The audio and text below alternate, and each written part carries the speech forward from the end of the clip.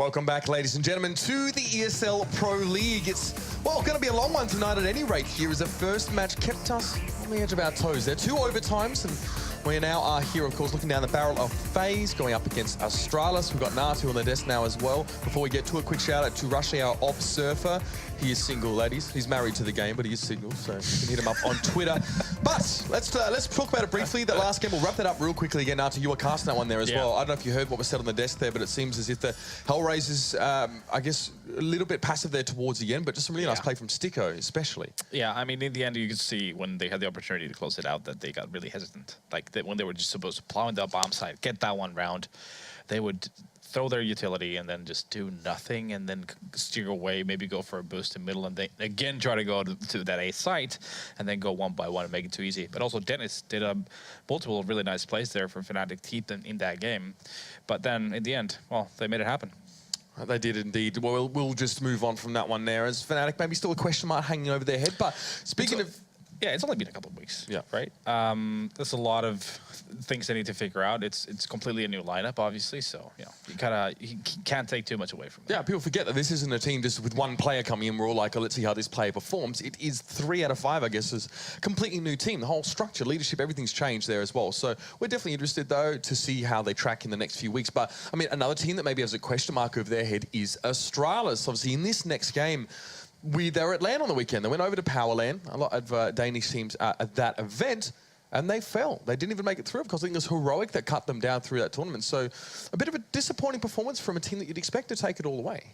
I mean, definitely. They were always touted as the best team in Denmark since forever, pretty much. And even though they came back from a holiday and had a rough start in Pro League, you would expect it, on their home soil, especially when Dignitas also had a stand and they had AZ for Rubino. You would expect them to, pretty much walk through that tournament, but they fall down to Heroic in the semifinals, 2-1. And, they were saying how they were boot camping prior to that LAN, and they're still in boot camp now.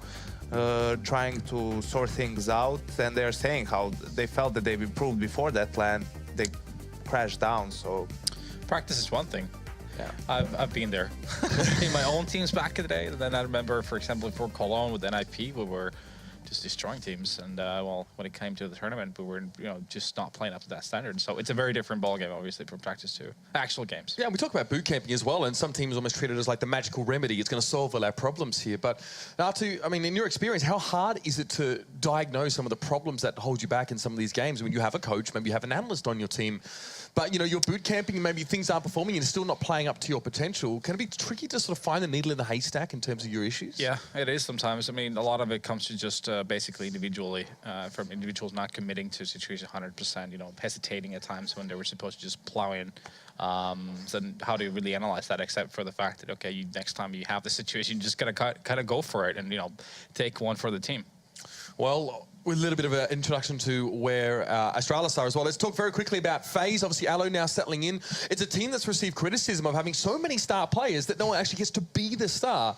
And then you add Aloe into the team here as well, which is obviously not really improving that issue. How are they tracking so far, in your opinion, gents? I think they're faring better than I would expect them to, considering they had a lot of games early on, just a day or two after they brought Aloe into the team. Very early. They've really shown, that with their individual skill, they can take down some of these opponents and get some points on the board. I think it's just a testament to the amount of skill the team has, really. They can play off of that a lot, and then when they build a little bit more their strategy book and their team play becomes better, I think they're going to be a very, very interesting team to look at. Aloe as well, being a very aggressive opper who likes to be the playmaker kind of opper, I think that will add an extra dynamic in their way they can play. All right, so very quick before we jump in, guys. We saw the doubleheader, the cash doubleheader between FaZe and NIP recently. Not good for them. Obviously, the first match was a lot harder. They managed to get 12 rounds in the second. What did we learn from that one in terms of how they're adapting or how they're playing in general up against a team of NIP's caliber? NIP is very good on cash. It's a very solid point, has to be said. I mean, it's unfortunate that they lost cash before that. The one time they played it in Pro League against Tenvias as well. So maybe just not, up to snuff on that map in particular just yet. Yeah, maybe more about NIP we can take away than that. It's maybe hard to get a read on exactly what FaZe we're doing. But let's now throw it over to the desk to jump into this map. It's going to be Dust2 and then Mirage. So an interesting couple of maps here. The last time we saw FaZe on this one, they lost to Mouse Sports quite harshly over at E-League. So, gentlemen, we're going to be passing... What's that? Who loses to Mouse Sports? Now.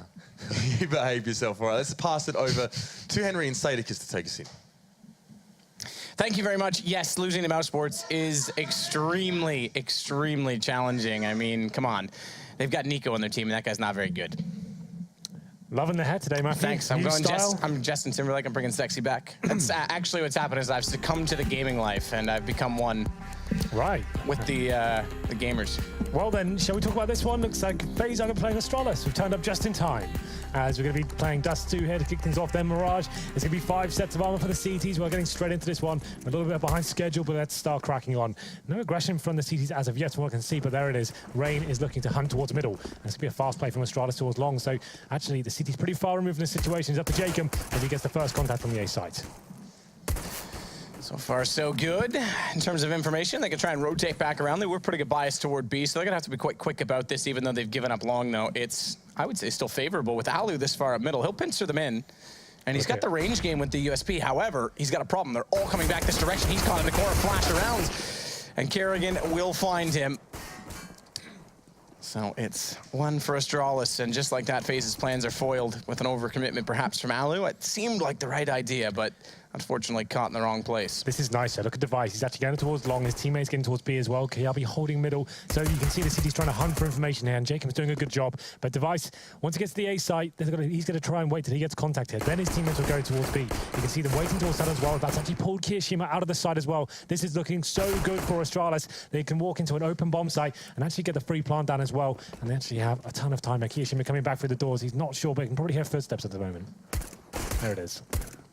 Kishima's trying to fire through the wooden doors and catch them on cross. He's a little bit late to do so, so it's Xyp9x instead to watch window with bomb down now for Astralis, still with a man advantage, and Jacob only 1 HP. He's going to need a lovely shot from that USB. Problem is that as he goes toward tunnels and tries to allow his teammates space, okay, never mind, he goes down straight up. I thought he would get caught from the player rotating in from middle. That was Device. He goes down to AZ, but still they have the fortified positions from Xyp9x, excuse me, but AZ finds him instead, and they actually pull this back. I'm impressed. I'm not sure if that's amazing from FaZe or a bit of a blunder from Astralis. How is AZ getting through the window like that? He gets taken down at 10 HP, 1 more bullet required. It was the wall bangs from the Glock that was trying to finish him off, but Astralis have perfectly approached it around. They get long control. They get the first pick from the aggressing CTs as well. They leave Device in the pit. He has a nice fake towards the A site. It's an open B plant. And all of a sudden, the FaZe retake comes in. They've got 5 sets of armor as well. They don't even have kits. And somehow they're coming out on top there. So Astralis got to feel a little bit gutted after that one. But FaZe do pick up the all-important pistol. We go into the second. Of course, the bomb being planted for Astralis means it's going to be 5 PT-50s here. Alu looking to hunt with his scout. There's more aggression from the CTs. They don't want to lock this down quickly. They know money is available for these SMGs, but Rain taking a ton of damage at the start, and there's going to be a PT-50 headshot from Xyp9x as well. So Astralis have got the man advantage for AZ. He quickly sees to that and brings it back to the 4-on-4. Device, though, with this MP9. You know, I never thought about this. Someone in chat just brought this point up, the second part of this, and what it all means. It makes sense why Alu joined FaZe. Go on. Because it used to be easy for ENCE, but if you spell FaZe backwards, it's easy as... Ah, yeah, that does make sense. That's probably why he did join his team. That makes perfect sense. Run boost coming in again, successful. Ooh. Actually, a headshot coming in as well. That's takes down lovely. Alu. That is absolutely delicious, I have to say. That very rarely works, and somehow actually gets the kill out of it as well. It's getting very problematic for FaZe, and it's going to be a man advantage, heavy man advantage, 3 versus 1 now. They didn't have much at all to work with. 5 P250s, nothing else purchased. FaZe the rifles as well, and now just Kirishima. No kit, no grenades, hoping he can find some quick and easy kills here, but it'd be up to Astralis to throw this one away. I wonder if they watched G2. Remember when they failed that run boost? Yeah. Like 3 times? Every time you see a run boost, it normally doesn't work out, but it's KRB gets launched into shore. Normally it's just to get the plant down, but he somehow finds a kill towards the car area as well. And this is just consolation kills at this point. Kirishima just trying to take men down with him. It's Kerrigan on 20 HP. He's got the M4 Device on 4 HP. One of them might go down. Who's that towards CT spawn? It's actually the Device. So he's only got the MP9. He will go down with the bomb. But he knows it. Throws a gun on the floor. Celebrating, of course. That's a big round for them to pick up. 5 PT-50s, man. No grenades, nothing. Just a run boost and a dream. It works. I mean, that's very, very cool. Kiervi as well, very getting the kill, very impressive from the distance he did. As you said, he got the headshot all the way around, but I've got to see more from Kiervi, so I'm going to kind of put a scope on him, put him underneath the telescope, and watch him closely this evening. He's been quieter than I would have expected. You can see FaZe at the start of the round, as I was kind of explaining. They were looking for those eco frags. They wanted to lock it down the SMGs and actually start farming that cash, and that actually punished them to start. They lost that early man and did come down to a 4-on-4, but the run boost came in and Astralis capitalized. So you go towards that long control once again. There is a force buy from the CTs, of course. We'll see what they can do of it. To double scout and an M4 combo. A couple of 5-7s chucked in for good measure as well. Smoke and 2 flashbangs. But to this point, with long control obtained, you can see Device. He's got the AWP. There's been some speculation as to who's going to be taking over this role for Astralis. Carrigan has been doing it recently. Most famously, and probably in their best era, it was Device. Yep. But Occasion B at times was trying it. Obviously not here anymore. But there it is. Rain with the scout. Takes him down. Big scalp to take for reasons I just explained. And as well, famously KGB on this map, remember, at Car. So sure. it's something we still kind of bring up in this map in particular. Just have a quiet point as well. Okay, not right, quiet. Keep going. No, keep going, Matthew. Loud and proud is Rain. Why not? We're going to see potentially back-to-back force buy wins to start this off as FaZe trying to claw back from what they lost against a run boost and some pistols in the previous round. Dupree walks around the corner. He'll take Rain back, but watch the position of Car. Jacob, he's got there undetected these times. One in Dupree, traded by Zipix, but then he's tagged up. Alu, he gets him back. I take that back. The scout just missed. He's 77, not 30, so obviously the scout not landing on the body. And easy to walk up. He'll tag back. You may get your quiet point in a moment, Henry, but bomb planted for Astralis. Retake may happen. AZ hits the shot with the 5-7. He elects to fall away from the flames, while his teammate, Kiyoshima, thinks we better go and gets ahead of him. So they'll slow down temporarily and let the M4 go to work. No drop down just yet. Zipix, he hasn't spotted it because he's playing a passive angle on the ramp to try and get headshots. He's found the first. It's the low HP on AZ. Now Kiyoshima knows exactly where he is, but has to try and change his angle, elevate himself, and does it. FaZe will get the defuse. Indeed they will. What a round that was. The scout from Rain. It was a difficult buy for them going into this one. 1 in 4, 2 scouts, but they got the long control. Like I said, Device for the AWP, expecting to capitalize in those positions, but Rain was from jumping. Scout headshots had 2 of them to kick things off, and then the 5-7s are chipping away at the HP of Astralis. Comes down to the 1v1 in the end. Here's the first shot from Rain. Jumping up. Device is using that little ledge as well. He's not expecting that to be coming in, and it works absolutely perfectly for Raze. They're 2-1. They answer back with a force buy of their own, but there is still money available for Astralis. Device actually still has an AWP. It's actually quite a reasonable buy going forward, since they did get the bomb down once again, but it's going to be the CTs still in a difficult position. Max 7 in the hands of Alu. Jacob with the UMP, and fast play from Dupree here as he gets straight out towards mid. No smoke towards CD spawn for now, as well as going straight towards a B bomb site, unannounced, and seeing if they can catch the CTs by surprise here, but apparently they can't. AZ's ready for him and takes him down towards the window. Smokes toward the tunnels to redress the fact that they've since dissolved. Dissipated. Or perhaps in simpler terms, just disappeared, Henry. Yeah, why not? Well, 5 and 4, man advantage was picked up by AZ with a fast mid play from Dupree. He was trying to surprise and open up a bomb site for his teammates there. It didn't work out that way. Now he's definitely pieces towards short as well. That's not really working out for them. As Jacob drops first, you can see Alu just at that Max 7 gets to this position where we have seen chaos ensuing before. The jump shots definitely are deadly, but you need to be waiting for the perfect moment to strike. Rain's gonna strike now against Kierby. Alu gets Kerrigan, and Rain snap back to find Zipix over the box. Headshot with the M4. It's suddenly down to just Device, AWP in hand. He's anticipating the high angle of approach from Rain, who therefore jumps and spots him and turns. Shot out, does manage to get it cocked in time again to fire back, but he's got picked up the bomb. 30 seconds, 3 HP, hits a shot on AZ as he jumps up to get information no more. Taps it out, baits it, and potentially the third. Kiyoshima will get it back. If Device had hit that, I'm not sure we would have seen a finer round in a while. Yeah, I think I'd be falling off my chair had that happened. This is a little bit suspect from Rain. He's got 30 seconds. I think he's just got that tunnel vision. He's had a sick round so far. Let's finish it off and get the final kill. And he almost loses the round for his teammate. That no-scope was very close indeed. That could have been absolute pandemonium, but it's going to be 3-1. FaZe just about managed to win the round after a fantastic play on the A side from Rain. Alu with the orb this time, and it's a Tech-9 forced by once again from the terrorists. They're going to be going straight into the B side, and Rain's waiting for them once again. UMP this time, perfect for close range encounters. He gets the first 2 kills, headshots, can't find the third, and Astralis picking up a couple here. It's just an absolute brawl on the B side. Equal situation for now, 2-on-2, as Jacob rotates towards lower B. Well, towards middle, maybe. We've got an intense and fast game so far. Let's hope it keeps up. So far, FaZe, though, are the ones in control at 3-1, but bomb once more, threatening to be planted. Held off. Device baits into plant, fakes it out, and they catch Kiyoshima in the window. It's just Jacob that's left alive, UMP in hand, and he's going to try and walk back in. Once more, Device will bait, try and switch it out again. They've got to use their strength and numbers, and they've got the time to work with. But Jacob, a full set of nades, full arsenal of nades, and 2 headshots on the way through as he isolates Kerrigan, caught trying to get back to the closet. I thought, the fact he had all his grenades, he heard the plant going down the back right as well. He's using the incendiary, make one of the players face, but all of a sudden, it all falls apart for Astralis. They go for that fake plant, and that's the opportune moment for him to walk into that site, to that stage. He knows one player's going to be out of that for at least a second, that situation. He faces the perfect time, takes them both down, and FaZe go up 4-1 here. It's another force buy from Astralis. This has been such a fast game, as you said. It's going to be Galil's, Scouts, UMPs, and the Deagle in the hands of Dupree. And this time, though, FaZe are starting to get well equipped themselves. Alu with the AWP he has been taken down to 32, but still, they've got a huge advantage going into this one. I'll take an absolute magical play from one of the Danes here to actually get into this round. We know they've been in a slum recently. They're on boot camp now to kind of rectify some of the issues that have been happening recently. Trying to adjust the roles, it seems, again. We have seen Device mainly on the AWP, and that was not a plan. Well, that was not part of the plan last month, at least. And as Mitch mentioned on the desk, they sent in a tweet saying, all right, we're feeling better about things, or something along those lines. Go to Powerland and lose to Team X again and have an abysmal time. Yeah. Once more, heroic, I should say, who I have to give credit where credit is due, did very well at that LAN, are looking more on form. So we have 3 Swedish teams to watch right now. We might have 3 Danish teams if they continue to rise as they are. Either way, Astralis can no longer comfortably claim that #1 spot if they don't pick up their socks soon.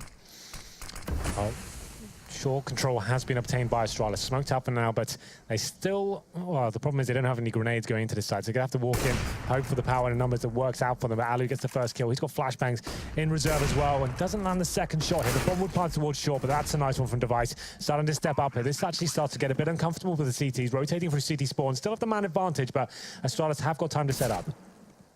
Jacob's going to go start this off from Catwalk. 2 underneath. 3, actually. Take that back. There's a 4th one.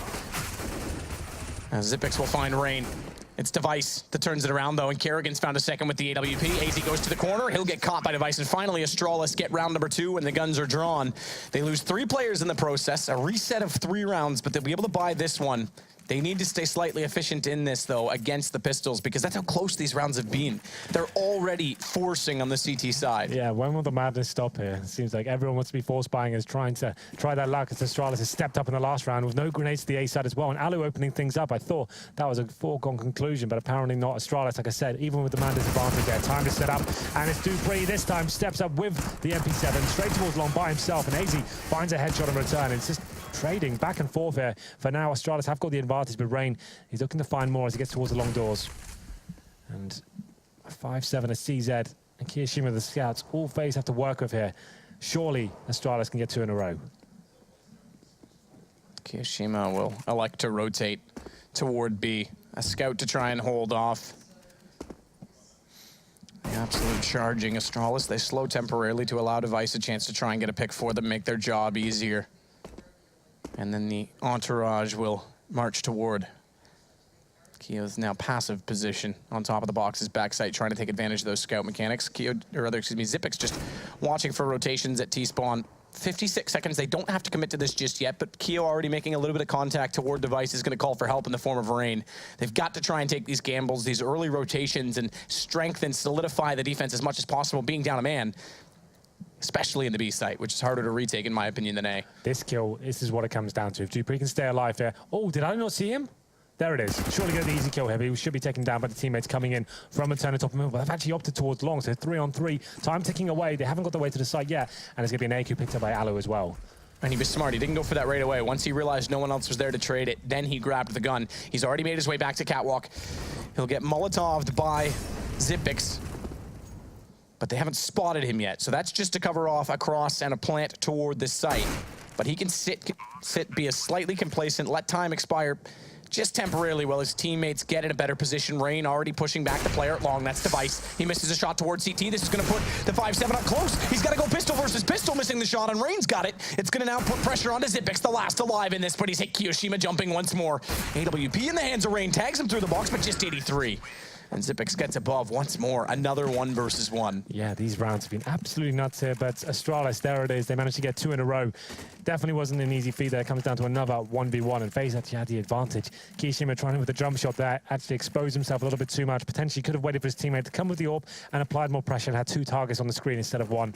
I feel like if he'd been more patient, that could have been their ticket into that round victory, but this will be the eco from FaZe finally. 5 USPs. Ali gets tagged through the doors, and this should be a time now for players like Karrigan with this SMG to farm some cash, but he gets caught. But the teammates do help him out with a flashbang there, so he does stay alive for now. And it's going to be a 5-on-2. Kiyashima and Jacob just waiting on either side of the map as well. So Karrigan molotoving out Jacob. He's got no reason really to stay in the fire. This has to fall to his death. And Kiyashima now. Kierby, I think, already spotted him as a cat, so they check it. He spots him through the door. Most straightforward round we've had yet. Perhaps a moment to breathe. Karrigan, though, SMG gets 4 kills, which is big. I mean, you talked about the AWP, how they've been passing it around. We know Karrigan is willing to pick it up if he needs to.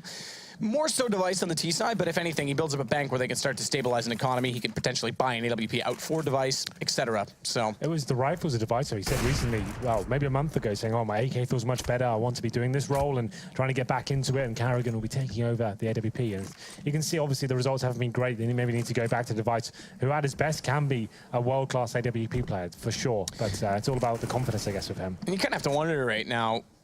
In my opinion, there's no real Danish opera that stands out. You have to wonder if maybe cajunB could have transferred into that with a full-time obligation, because he is starting to look more and more on form in Dignitas, and they switched it at a time when things were more successful than they are, before rules were clearly defined in this team, and maybe there's something there. You know, maybe that was the key to just try and get him in another position, but hey, obviously they felt differently. Jacob, meanwhile, he's out to ward long. He's got support system in the form of Alu, and they set for, well, I'd say a bait and switch, but it's not really. They'll confront Jacob if Alu doesn't stay aggressive and peek out early. But in doing this, they give up catwalk. Astralis elects to go this route. AZ's tagged down to 20 already, but it's Rain that's down below in CT spawn that has to try and cut this off. Smokes, flashes go down, Smokes onto the site. None dropping just yet, so Rain stays passive, tries to use the vision from afar, but Karrigan already clearing out Goose. They'll go for the safe plant on the bomb. Smart, very simplistic, but smart Molotov onto the ramp. They double that up as well, so no one can pass over to catch them out as they retreat back to quad, and Xyp9x will just wait for anyone pushing up long. This is actually interesting that they'll bring Device to cover off that position as well. Device in a perfect position here. You can see the CT struggling, no kids, have to start facing. They're going to be pincering from CT spawn and long, but Device, a lot of freedom to move. The Kiyashima is starting to apply the pressure. Dupree, Xyp9x finding kills, left, right, and center, and Dupree finishes it off with 3 of his own. And you can see their FaZe. I think at that point, when you're so far removed, you've got to come from CT spawn and long. You've got no nades, no kits. Maybe consider saving the weapons at that point. It was just easy pickings for Astralis. Device especially, he's just a turret on the side, the sentry gun, as they run into his crosshair. They didn't really have much to actually hold them off, and it will be a technical pause here as we are getting to round number 10. And Matt, maybe we need it, because it has been a pretty insane game so far, I have to say. Yeah, this is one of the faster-paced online games we've seen in a while, and every single round, aside from the one anti-eco victory that we just had with Karrigan getting 4 kills, has been contested. Yeah. And down to either a 2-on-1 or a 1-on-1 situation. So money back and forth, as we saw, 4 spies coming out everywhere. And finally, Astralis are looking to take a stranglehold on that. They've got essentially a round in hand at this point, which in a game like this, that's big. That's it. That's a lot to rely on in this sense that FaZe is going to be constantly grinding to get back into it now. We see them going again to pistols. We're back underway already. Device trying to fire in preemptively to the smoke at the doors. No one gets caught. It's only one player that's crossed. AZ, second man that might elect to do so, is going to go up catwalk instead, and he actually does find one with a deagle. Takes him 3 bullets, but he gets away from it as well. 49 HP as he keeps his head down to retreat round the corner and back toward the A site. Yeah, one of the young superstar Danes in the form of FaZe, looking to have his breakout land, I'd say, in this year, but we know what kind of talent he does possess. Does kick things off with a nice diggle headshot there. It's going to be a 5-on-4 and potentially another round where FaZe can find some sort of footing into this one. Let's try to slow things down for now, but Jacob, he's actually kind of thinking about going into these long doors. I guess the idea for that setup is to bait Alu in if they do come towards that area.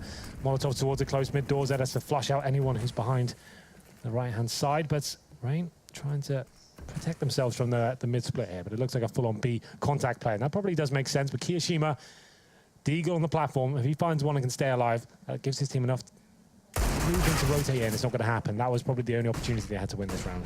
So Kierby, who's been quieter as of late, hasn't really needed to do as much with all the heroics coming through his teammates, but he gets the opening kill onto that B site.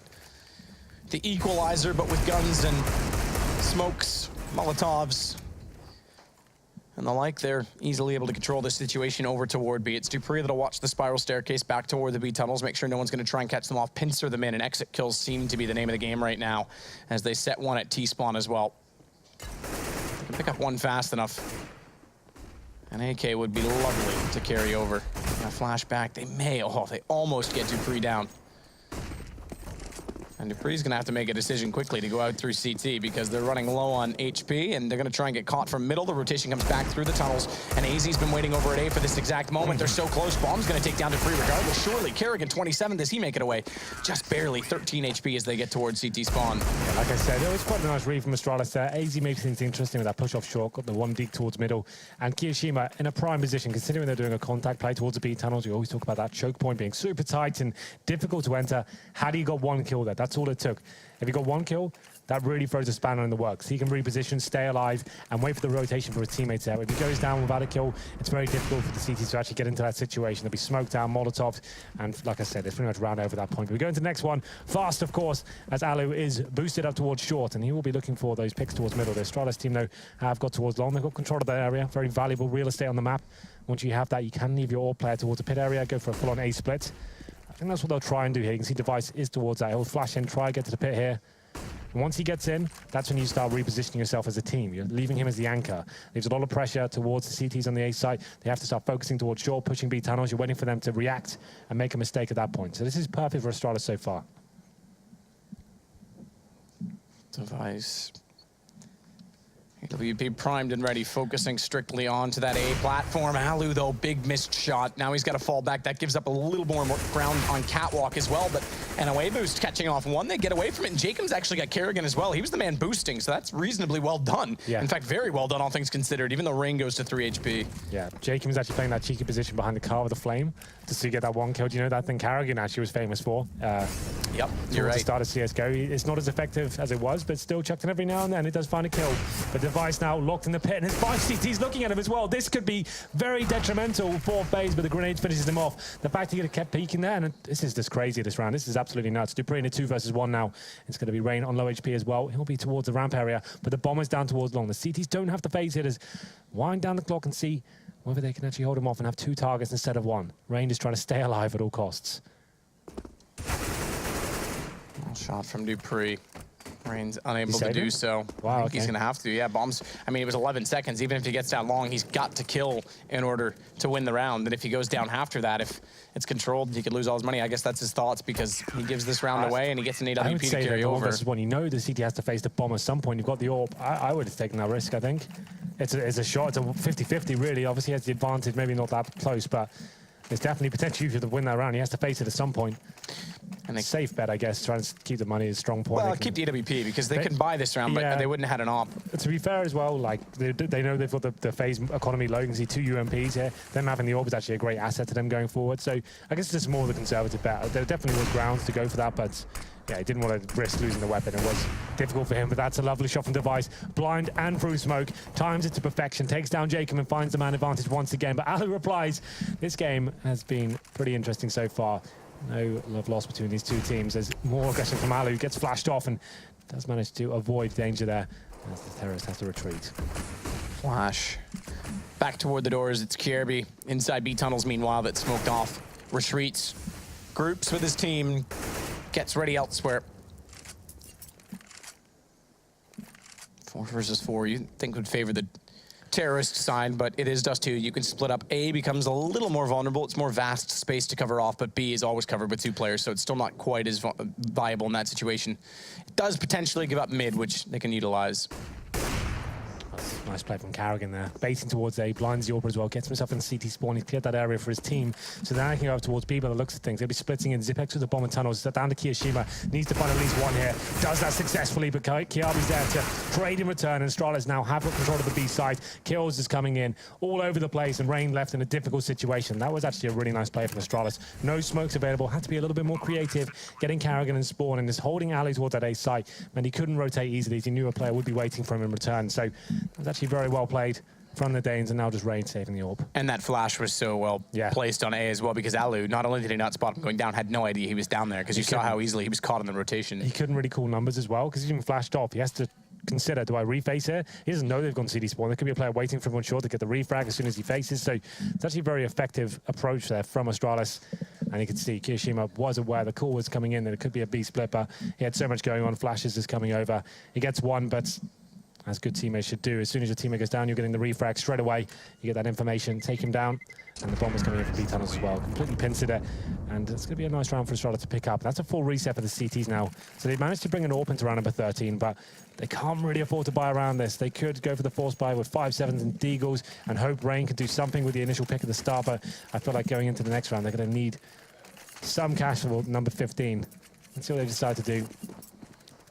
As Rain presumably faces towards middle, flashes over, just has to go for it. Flash is successful, but Device completely blows his head off. Yeah, good pick. Started off. Well, you know they've saved an AWP as well. You're not going for gap shots at all. You're just locking him down, right? You're just going to go, right, it's not even worth the risk of me trying to do some damage just to try and stop any sort of aggression from the CTs at the start. Dupree is going to be the next to challenge. It's Alu who does have the AWP to try and go for the bait and switch from the stairwell, but Alu, he stays alive in this, able to at least get one back for FaZe. But he now resides alone on the A site. He's gonna have to call for a rotation back through CT. AZ there as well, but holding with the Eagle. Here's footsteps towards lower, takes a quick peek. No one top mid. I'm surprised he doesn't actually try and take the gamble of chase, but thinks better of it. Stays alive as a result, but gives up B site in doing so. There's not much he can do to surprise this play. He's just gonna have to rely on direct skill with that AWP. As double Molotov now out on window. Flash over, AZ able to dodge that successfully as they're just waiting, Astralis, for that bomb to get inside the B site. 2 shots fired, no shots landed. Kirby will slip off the boxes and AZ commits to it, caught by Xyp9x, who's on the platform. Yeah, at this point, Operation Save the AWP. There's no reason to go for this unwinnable round, and unfortunately for Alu, in no man's land, gets caught by Dupree and Kirishima now. He's going to try and pick that up, but I don't think they'll allow him to do this. Yeah, exactly. Dupree just watches this position. They don't need to hunt. They just need to protect their weapons. They spot him up. 2 players peek, and everyone goes down. It's going to be Astralis now picking up 8th round, and FaZe still limited onto 5, so we're starting to get a bit of a stretch here, a bit of a lead for Astralis, but not done by any sense of imagination. This has been so back and forth. It's finally that the economy stabilized more than anything. Yeah, Astralis now really coming to life. In the last, like, 5, I think it's like the last 8 rounds, they picked up all of them apart from 1, so it will be FaZe now full eco, P250s, a couple of Deagles, well, 1 Deagle in fact, no grenades, and they'll just be trying to stack towards long for the looks of things, hoping it's another fast play from Astralis, but they'll be in a default here. They know the money has been fully reset for this team. They can't buy into this round. There's no reason to fully commit at the start. Just go for some map control, try and hunt out these stacks and get 1 pick, then wait for the CTs to react, make another mistake, and that's where you should be playing it. When you know they're full eco, there's no real reason to just go into situations blind and hope for the best. It kills me to watch sometimes. It's one of the things I point out a lot. You just need to be a little bit more disciplined and play together. Make sure if anything does happen, with a flash retake from the CTs, you're ready there with the refrags and using your utility effectively. And Rain now jumping, doesn't spot any, will rotate back over to cover off middle. Was a 4-1 split with only Kiyoshima inside of the B side holding with Deagle.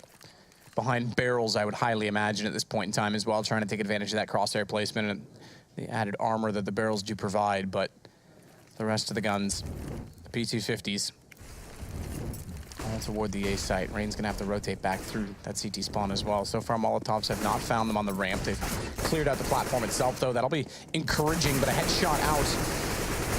May have just caught Kerrigan through the box. I was sure I heard a ding. Regardless, it's Astralis coming up with all of the kills. No one finding anything just yet for FaZe, and that's how it'll end. Jacob can't get anything.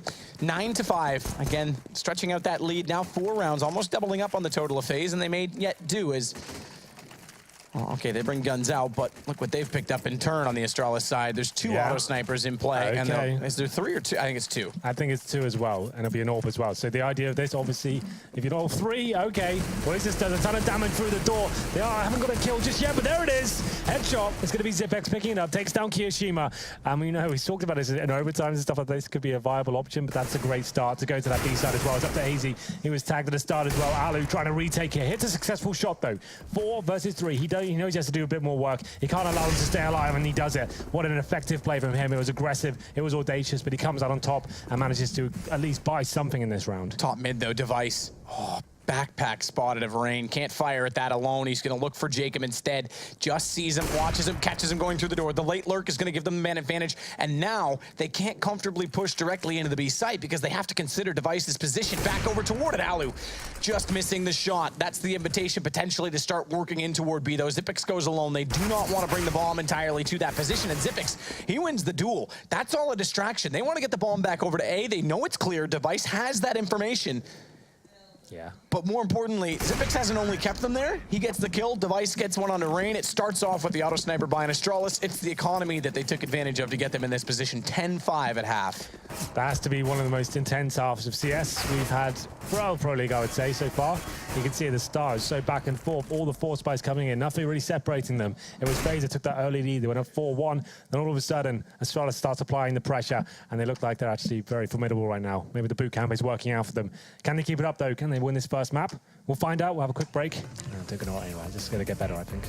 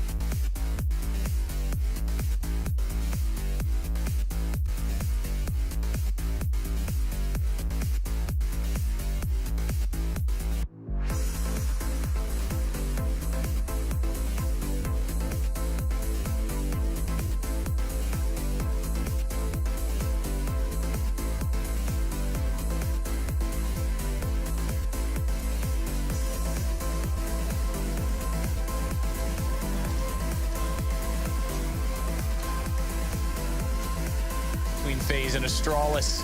For about 6-7 rounds, they went back-to-back, toe-to-toe, and the economy finally did stabilize, and when it did, Astralis did pull away. They managed to double up in the end over top of their counterpart. In this, it's 10-5, but by no means do I anticipate this action to slow down at all. I expect it'll just continue on. I absolutely agree. I don't think this is a set match by any set stretch of the imagination. It seems like both teams are turning up today. The thing is, there's been so many close situations in terms of the 1v1s. It's difficult to say.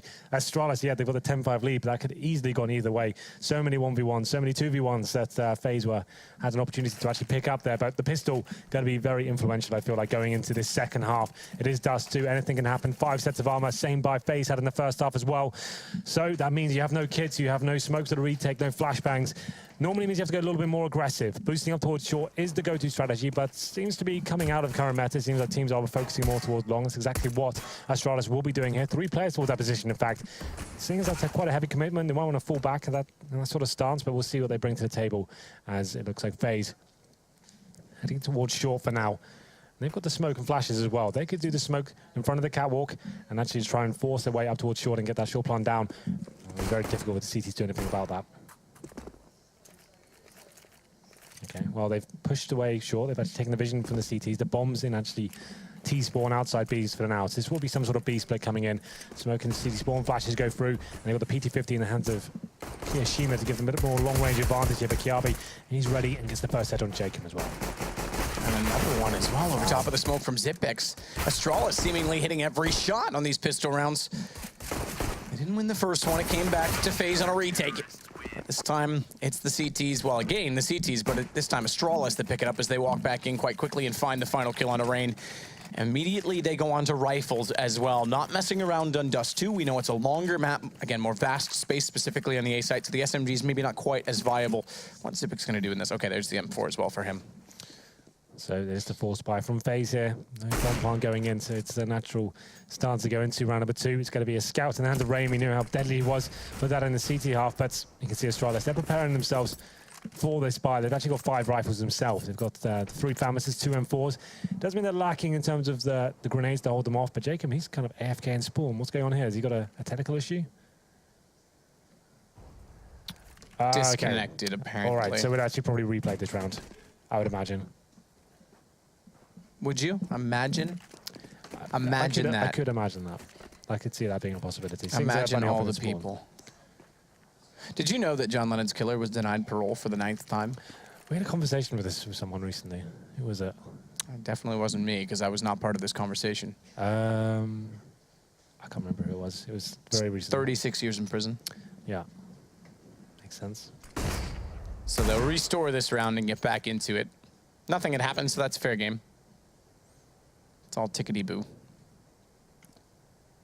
That was it. I was speaking to Semler about it. He thought Jonathan drowned. What? The cultured Semler with his pocket squares and everything. We had to Google it to make sure. Like, did you believe him? No, he didn't believe me. I said, no, he was shot. It was very well documented. How does someone not know that? Don't know. It was quickly shut down though. That's the beauty of Google these days. Are we still playing this round? I'm never going to a trivia night with him. Well, unless we're talking about pocket squares. In which case, I'm definitely going to a trivia night with him. I guess we are playing this round. It is. No, they're restoring it. They have to. That looked pretty serious to me. They weren't like messing around there. As far as what I was whispered in my ear by the producer, we're going to have to restore completely. So they probably just played it out cheekily. But whenever they win, just go, actually, no, we don't want to play. No, well, it was already called. So from the information that I was fed, like it did look somewhat serious, but at the same time, the way that I was fed the information is that they're going to restore the round in its entirety. So. All right. I'll believe you. Millions of them, but people are still very upset about the Swedish flag behind FaZe. Yeah. I think we should give them a Canadian one. Yeah, could do that. Or a European one, that make more sense. Yeah, that would make more sense, but I don't care about that. Okay. Yeah, it's true. They haven't got a single Swede on the team, so, you know. Might as well give them a Canadian one. Yeah. Can we get that done? Production? We'll look into it. Maybe for next map. They're asking me what I want. They don't even listen to me. Don't listen to him. Matt, if you could please put a Canadian flag behind the FaZe logo, that would be excellent. Thank you. It would be sexcellent. Maybe Rush could draw them for us on the minimap. Yeah, do you know how to draw the Canadian flag, Rushley? Is that something you know how to do? Whites. Yeah, that's right. That's right. I'll give them the Oh, God. yeah. There we go. Okay, no, that's almost. wrong. That would do. That's more Danish. Now we have 2 Danish teams. Lovely stuff. Nailed it, I would say. We have one of the most flamboyant flags in the world. Not so much color pattern-wise, but like we have a leaf. You do have a leaf. We are so tough that we have a leaf. We're full of nature. The reason we have a leaf on the flag is because it's we live in the Arctic, the frozen tundra, and if we didn't put one on the flag, we'd forget what they look like because there's no actual living organisms in Canada. Just ice blocks. And moose. And yeah, moose, beavers. He's got it right, actually. He's getting it. Well, he's getting better.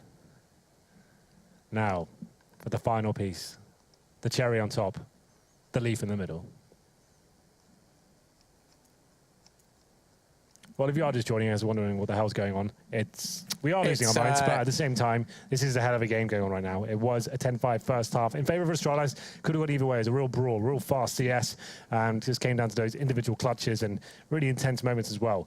That's from Cologne 2015 against Fnatic and Envious, where the 4 AWPs came out on the T side of Dust2. I just did casting that game. It was actually really incredible. What a moment, Matthew. Yeah. It has been a moment. I do enjoy that. That's in the grand final as well. There you go. A bit of trivia for you there. Yeah, thank you for that. Tell me more. So what happened again, Henry? Sorry, I missed that.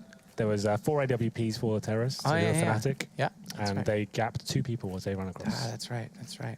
So interestingly enough, that graffiti has color. Some of them don't. The simple one has like a red ring around it. It's more like minimalistic in its design. It's kind of actually the new ones. The one with Cold Zero. This is what I was going to say. The point I was going to make is 2 graffitis in the game have Fnatic references, and 2 of them have SK references. Although on one of them they were on the receiving end, obviously with Simple. He's got the Fnatic. Sorry, Liquid references. the Sorry, Fnatic they were on the DPs and receiving. Everpass. Yeah, and then you've got this, and then you've got Liquid getting their heads blown off by Cold, and then Simple when he's playing for Liquid dropping in. Yep. The ones I was going to say, the Cold Zero ones, the other 3, with the exception of this one, I would say, if anyone's interested in that kind of design style, it reminds me very much of fullbleed.org, an artist, Rob Doobie. He has a very, very simple design. I think I know who you're talking about. A similar design strategy, like, Yeah. you know what I mean, stylistically, it's very similar. Yeah, it's pretty cool. We get little reminders of epic moments in the game. I think that's very cool. I actually think that's very cool that Valve took it upon themselves to do that, to sort of pay homage and commemorate it. Yeah, it kind of immortalizes it, right? Yeah, exactly. It's really cool. Well, I think from what I've just heard, the changing server, so this could take a little while yet, but I guess this is our perfect chance, Matt. We've been practicing at this recently. We could probably get into a little bit of discussion, a little bit podcasty, see what's going on. It's been a lot of news. We can do one of recently. those now, though. I know, but we can give people like a sneak insight as to what they're missing out on if they don't already watch it, you know? It's their loss. What can we talk about this week? I'm going to bring up the topics of discussion. This is actually one of my favorite things in Dust2. Once you see this, I'm going to blow someone's mind. It's a face. Yeah. Can you take... Yeah, exactly. Once you see that, I think there's actually a T-shirt. You'll never unsee it. Every single time you look. And he's even got, I don't know if you want to call it a cigar or his tongue sticking out with the barrel there. It's like... It's pretty lovely. Right, I've got a good one. So, Natu's here. We had Ents roster changes today. Easy for Ents. So, obviously, Alu's left the team and Zart's been removed as well. They're bringing a couple of youngsters. They're bringing some young blood in to try out and see what they can do and try and bring them back to life. I think they played against Penta tonight, which was actually quite a very close game. 2-1. And didn't win it, but still, it was a team we closely followed at Assembly. Which was that? Which league was that for? It was a Qualification stages. I don't know. I'm going to bring it up right now. Keep talking, though. Sorry. But yeah, it was quite interesting. For obviously, we did that documentary on them, and they were kind of on the ascendance at that point. There's a lot of storylines around them, and we were focusing on the Nasu kind of aspect, and Alu being the pivotal part of the team. We answered the question. The big question was, if Alu left the team, we actually asked this in the interview, which is kind of interesting. If Alu left the team, will the team still survive? Will they function going forward? Losing their superstar player, the AWPer, the foundation, some would say, and Natu quite comfortably said yes. I don't think he's the kind of player that does win you tournaments or stuff like that. He's not the one who's going to be the pivotal factor in a team's success. But it would be interesting to see. What are the name of the 2 players? You got it there?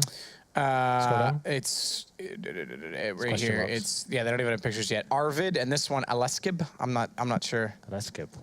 All right. Well, Alexib, I think, is something along those lines. Obviously, I'd say this is like a kind of another foundation sort of team. They're going to have to build upon it and see what they can do with it. And hopefully, kind of, it's going to take a long time to actually grind it out. But it's kind of like the Fnatic project, right? You kind of yeah. Well, I mean, on a much different scale. On a much different scale. You've got to start somewhere. I really did think that the Tier 2 landscape would have more of a stepping stone to it, but it's becoming as cluttered as the Tier 1. The problem is that it's less consistent than the Tier 1 in many senses. So if you're a Tier 1 team, yes, you have a cluttered schedule, but you're getting invited to a lot of these tournaments. You're already in the Pro League. You're either involved in the qualifications at the very least for the next major, or you're a legendary team. So you have a clear-cut schedule. Tier 2, it's not as easy to break through as I would have thought with the implementation of the minor system. More Tier 2 tournaments this year. DreamHack's kind of having 4 and then 4 qualification teams. I would have thought that it would have just leveled out by now who was who and what was what. But there's still so much inconsistency in the qualification stages that there's like 10 teams that are all fighting and have a good tournament here, and then we don't see them again for 2 or 3 months. And Ents has to fight through all of that. And the minors themselves as well are getting cluttered with top teams. I mean, you think of North America, you've Cloud9 going to a minor now. I know that's not Ents' problem, but it just goes to show you how the skill is and the talent pool's expanding. One of the things I wanted to talk about today, Michael Eddie's back. He's a ninja. Yeah. He's back on NIP. This is, if I was him, I'd just team flash and troll him the whole time. So obviously, Disco Dublin, it was kind of announced as saying, oh, you know, it's like we want to give him back to Epsilon. You kind of have to think that maybe it's not as clean cut as that. I feel like they probably wanted him back, and it wouldn't just be a simple kind of favor. Yeah, we'll give him back. I feel like they probably wanted to take him to Star Ladder. I think that was happening. And the fact that Michael still, he knows the team. He probably can slot in there quite nicely. He can pick up the orb if he has to and that sort of thing. But it's a shame. I think Dust2 is starting to come into his own with that team. Like, it'll be perfect for him as a young player going forward, like learning and going to a big event with these guys and actually having that kind of experience, playing with some of the legendary names and playing on the big stage potentially as well, getting to like a semi-final or quarter-final with them.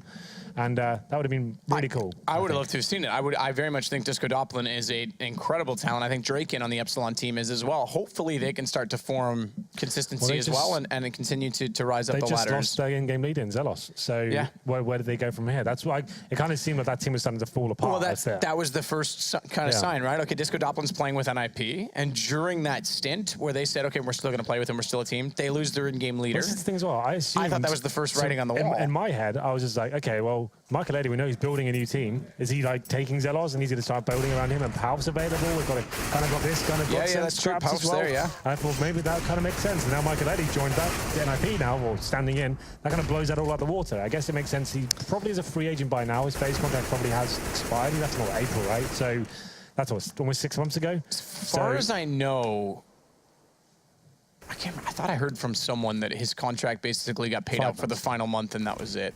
So it's been 5 months, so I think he was paid out for April and maybe May, and then it was free. He was completely free. As far as I know, I could be wrong on that, though. I was assuming. When I saw it today, I was like, that's insane. I assumed he'd be building his own team and focusing on that project. We tried to catch up with him in Sweden to try and get some info on that, but he wasn't available to talk, and I think I know why now. So probably didn't want to spill these sort of beans. Interestingly enough, that's actually a really good point, because you guys tried to make a meeting with him, and he said, well, I happen to be in Stockholm this weekend. Now we know why he was there. Yeah, I guess that's true. Yep. So that's obviously part of the negotiation pattern. And you got to wonder as well why Disco's not being carried forward. Is it an Epsilon?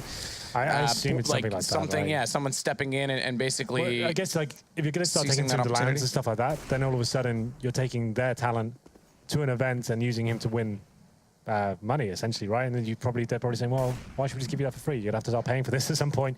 It's a nice gesture to like let him play in the Pro League and stuff. I guess it's an online league, and maybe he didn't have much going on. His team were inactive, but they're finding a new fifth. But you start taking to lands, I guess that's a different story altogether. And maybe the org stepped in and is like, you know what, you're gonna have to start paying for it or something. Yeah, start coughing up. You're gonna start winning big lands with him. I guess which makes sense. And so it's a business, right? You don't want to give away your talent for free. And maybe they couldn't come to any sort of agreement, but who knows? I have no idea. Oddly enough, Michael just sent me a smiley face on Facebook, so I think he's listening. Hello, Michael. Don't say anything more. The fly is on the wall. Someone get me the fly swatter. Yeah. Okay. Either way, I think it's very interesting. And if Epsilon did veto that, this is one of those things that, okay, I do want Epsilon to succeed. It was a temporary thing for Disco. We're gonna get back into this. Remember, it is medic, so we'll go back in where we were. I want to see proper treatment of the players, of a new team getting picked up, and we've talked about this on Drop the Bomb. A team that gets picked up and kind of grows and overexpands beyond what their worth was originally, and therefore they get more, I guess, value than what their organization sees them as. So if they did veto that, I better hope it's a fair contract. There's a fair buyout or there's good payment coming through Disco's way, because that's the only thing. Like if he's in a contract being such a new player where he rushed in to sign it and he's being taken advantage of in this situation, that would scare me. And again, I'm not saying that is how it is, but I get a little concerned when I hear about these, disagreements or disputes, if that's what it is. And again, I really do think there has to be more accurate player representation toward orgs for new players, specifically new players like this that are coming in and not really knowing where they are. To be fair, I imagine Epsilon didn't throw up a huge contract that was probably reasonable about it, because they're trying to get back into the space, having lost their team as well. And they've played around with a few rosters, but haven't had consistency since their whole iBuyPower ordeal, their throwing ordeal. So sure. I imagine it's kind of fair in that sense. But again, if they continue to grow, it better grow with them. Yeah, well, I think we covered everything there. We don't want to get too deep. Save some for the show, man. Save the gold. Don't dump it too quickly, Yeah, so we are having a technical pause here. It was, I think it was, 12-5 in favor of Astralis. They were on the CT side. They won the pistol. And we'll see whether we're back into this one. We're just staring at a blank server right now. But this was a technical issue, maybe a ping thing, or someone got DDoS. They couldn't connect to the server again. I have no idea. But hopefully we'll get back into it very quickly. It was a really explosive game. The problem is when you have this really exciting early moments and you have a pause like this kind of does kill the hype a little bit because it was such an exciting back and forth affair. Hopefully they can get back into the swing of things. We have got another map after this as well, which I believe is Mirage as well. So it's a map both these teams are very familiar with, and we'll hopefully see some lights out CS going forward. But 12-5 will be the scoreline for now. Astralis looking like they've got I think it was another eco for the terrorists. So maybe that would be I think it was 11-5, and then that round was the 12-5, if I remember. But we're just trying to program the server right now, work it all out. So it's going to be reset right now. Basically, when you switch servers, you restart an ebot file, but ebot has a cool thing where it exports its previous file and you can drop it into the current config. So that's basically, I imagine, what they're waiting on. It's just the completion of ebot. He likes to be pampered. Who is D4E and Deagle? Is this one of the coaches, or is this an ESL admin? Yeah, I think it's ESL. I'd assume, I have no idea. Just trying to keep up to date with everyone in the scene. And remember, they did buy, if it's anything to go off of, they did have a scout bought up in that 5th round, trying to force out on the terrorist side against Astralis. So we'll see if that's something they go back to. They've got a chance to switch that up. I'm not going to call foul play on that. It's been so long at this point in time anyway. And quite frankly, the round ended immediately, so it's not like there was anything given away by that. But we did have potentially to a look bit at. of a blockbuster series in the first couple of games, didn't we? With I'm impressed with Fnatic versus Hellraisers. Hellraisers getting both maps to overtime. Pretty insane. They actually managed to pick up a map as well in the second. So Fnatic still lots to learn. Obviously, we talk about them only really having 3 maps in the moment. I think that's Dust2, Cash, and a little bit of Mirage and Cobble. You can see the city side. I think that a lot of teams can pick that up and play against it. And as long as you've got good individuals who are trading effectively and working the basics, you can pick up rounds. It's a T set is the problem for them. After getting a huge lead in the first half, couldn't bring things back. And they go to overtime, just about clinched it, but Cash did slip away from them. Will be Dust2 here in the first map between FaZe and Astralis. Matt, I think we need to keep going. I can feel it. I can feel it might be a little bit of a long one. Right, I will bring the next bit of news. Yeah, please. Drop the bomb, Henry. When is that coming back, by the way? I think it's an interesting one this week. We've got a very busy schedule. There's stuff happening next week that's going to make things even busier for us. You've got to go back to London. You actually live reasonably close and can do that. I envy you. Mm-hmm. I don't know, Thursday night? Thursday night will be Here, but we're going to make it work. I think what we're going to do is, it's going to be obvious anyway, so you might as well tell everyone. Yeah, I think we're going to pre-record. We're going to pre-record that day. We're going to pre-record it in the afternoon, just before we come here, and then we'll cut it all together, get it all slick. And we've got a documentary, a really cool one coming as well. Yeah, new feature. So yeah, we've got a documentary we just filmed in Sweden. I'm not going to ruin it just yet, but that's going to be really cool. Like the production value, You guys went to Sweden. And I went to the Spa Grand Prix. Oh, no, I didn't. No, you didn't. Yeah, we got 3 documentaries done there. So Thursday, 8 p.m, I think we'll do it. And I'll be back. Make sure you kind of support us, guys. We desperately need it. Help us. It's going to be good. It's going to be real good. Help us. It's going to be real good. I promise. Well, I've enjoyed making that so far. I think Tom's done an excellent job as well. Yeah. Well, This is taking far longer than I would have expected. the crazy thing of that is we've only done, he pointed out to me today, we've only done like 2 episodes, right? We've done the pilot and 1. It feels like we've been working this for so long now. Like It's a big process. It's not even halfway through at the moment. So it's still plenty of time to nail everything, I think. In the words of 50 Cent, progress is a steady process. That's true. Very wise words. Okay, here's another one. Renegades rebrand to Detroit Renegades. Yeah, So and the bought basketball up by a player- Boston Celtics player who's from Detroit originally, if I'm not mistaken. I think he's Swedish, I read. Oh, he is Swedish. You're right. Yeah, that's right. But he played on the Pistons. Right, but he's Swedish, so he's bought it out. I guess he's based in America, obviously. That would make sense. And so he's rebranded Los Angeles Renegades to Detroit Renegades. So it's still the same players. I think they picked up a COD team as well. So they've got a different owner, different backing, different ideas going forward. Same Aussie lineup, though, in the CSGO scene. Of the traditional sports, the NBA personnel seem to be the ones supporting esports the most. Drop the bomb. I like it. I like what you did there, Rushley. They seem to be the ones supporting. Obviously, we have Shaq come in. There's been a few other guys in the NBA that have expressed interest. Mark Cuban, who owns a couple different teams, has also gotten involved in gaming. Apparently, he's doing some stuff with VR. That's what I've been hearing, but I don't know how much of that's true. I think it's fairly obvious he has. I think he stated that on the record. I don't know if that's esports intended or just gaming in general. But it's interesting that the NBA is the one getting involved in it, and it's a lot of the owners. I think their marketing scheme kind of took a turn for the worse over the last 10 years or so, and they're starting to bounce back, which I think is actually a positive thing in that sense because they understand what they need to do to stay relevant in the modern, I guess, generation and demographics. So very cool. Hopefully they can bring some more to esports. I'd like to see more teams in Europe, potentially from the football and Premiership or whatever, come involved. I know they've gotten involved with FIFA players. Certain teams have brought in FIFA players at this point in time. They have. That's actually kind of an interesting point of the future, right? They're just concentrating on their own sport for now, but they're going to realize that esports not exactly huge, right? So now they're starting to realize that video games are the future, and maybe we'll see someone like Manchester United, stuff like that, actually start branching into more traditional esports as well. Well, and I heard rumors that Arsenal was looking, Juventus was looking, Bayern Munich, not necessarily looking to get into CS, but looking at the possibility of esports in general beyond FIFA. And when I say looking, I very much mean the vanilla phases, so don't read too much into that. But it would be very interesting, and because then we get backing and people who understand it. Look, I don't care what your opinion is on whether esports is a sport, but it is entertainment in a similar fashion to what sports are in the sense of marketability, sponsorship, endorsements, player agreements, etc. So bringing in that level of experience is actually going to strengthen and really clean up a lot of the issues that we have. I know that there are a lot of issues that a lot of them look at and see just this cluttered mess of tournaments and teams and organizations and don't understand, as a franchise organizer or owner in a regular sport, you own the team name and the players. The players and you are sort of an agreement in esports. So it's interesting, but I'm all for it, and I really do hope it continues to flourish. To go that way and flourish. Yeah, I'd like to see more sports come in, more diversity in that sense. Yeah, for sure. It's definitely an interesting time going forward. Obviously, that's everyone's slicing the pie right now and want to get their hand on the action. I have no idea. It's going to be a really interesting year for esports. It's kind of nuts how it's exploded. This in the last 2 years especially.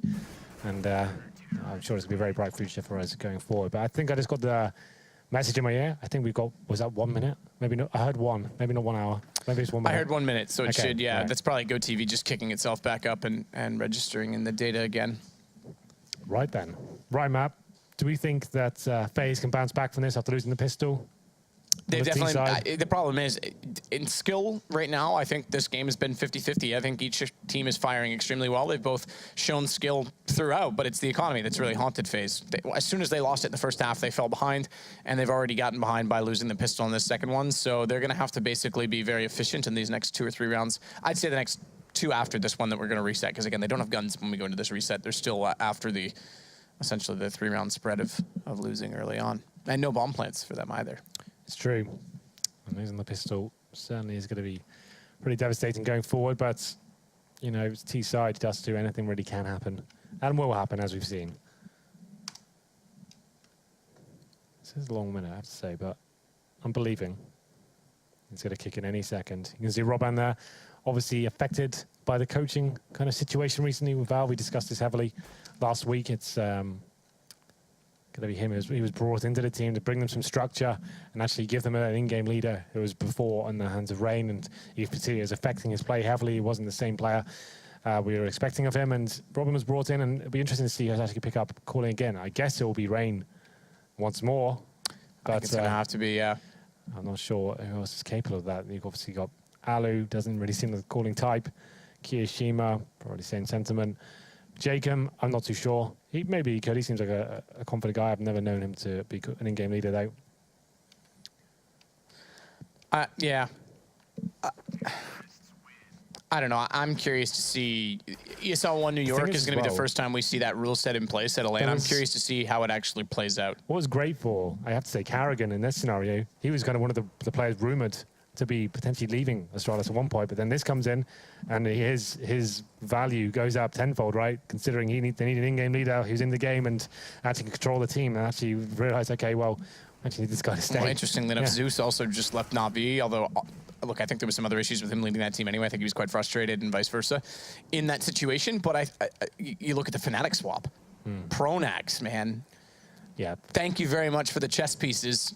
I'm just going to continue to play the game, and Fnatic is clueless in this one. I'm not going to say they are, but on paper, at least, that's how it appears. No, I think, okay, I don't want to spill the beans too much what we did in Sweden, but those guys, we did catch up with them, and they seem quietly confident. They're not going in saying, oh, we've got it all worked out, but they're saying that they're confident with the structure they have right now and the foundations they have going forward.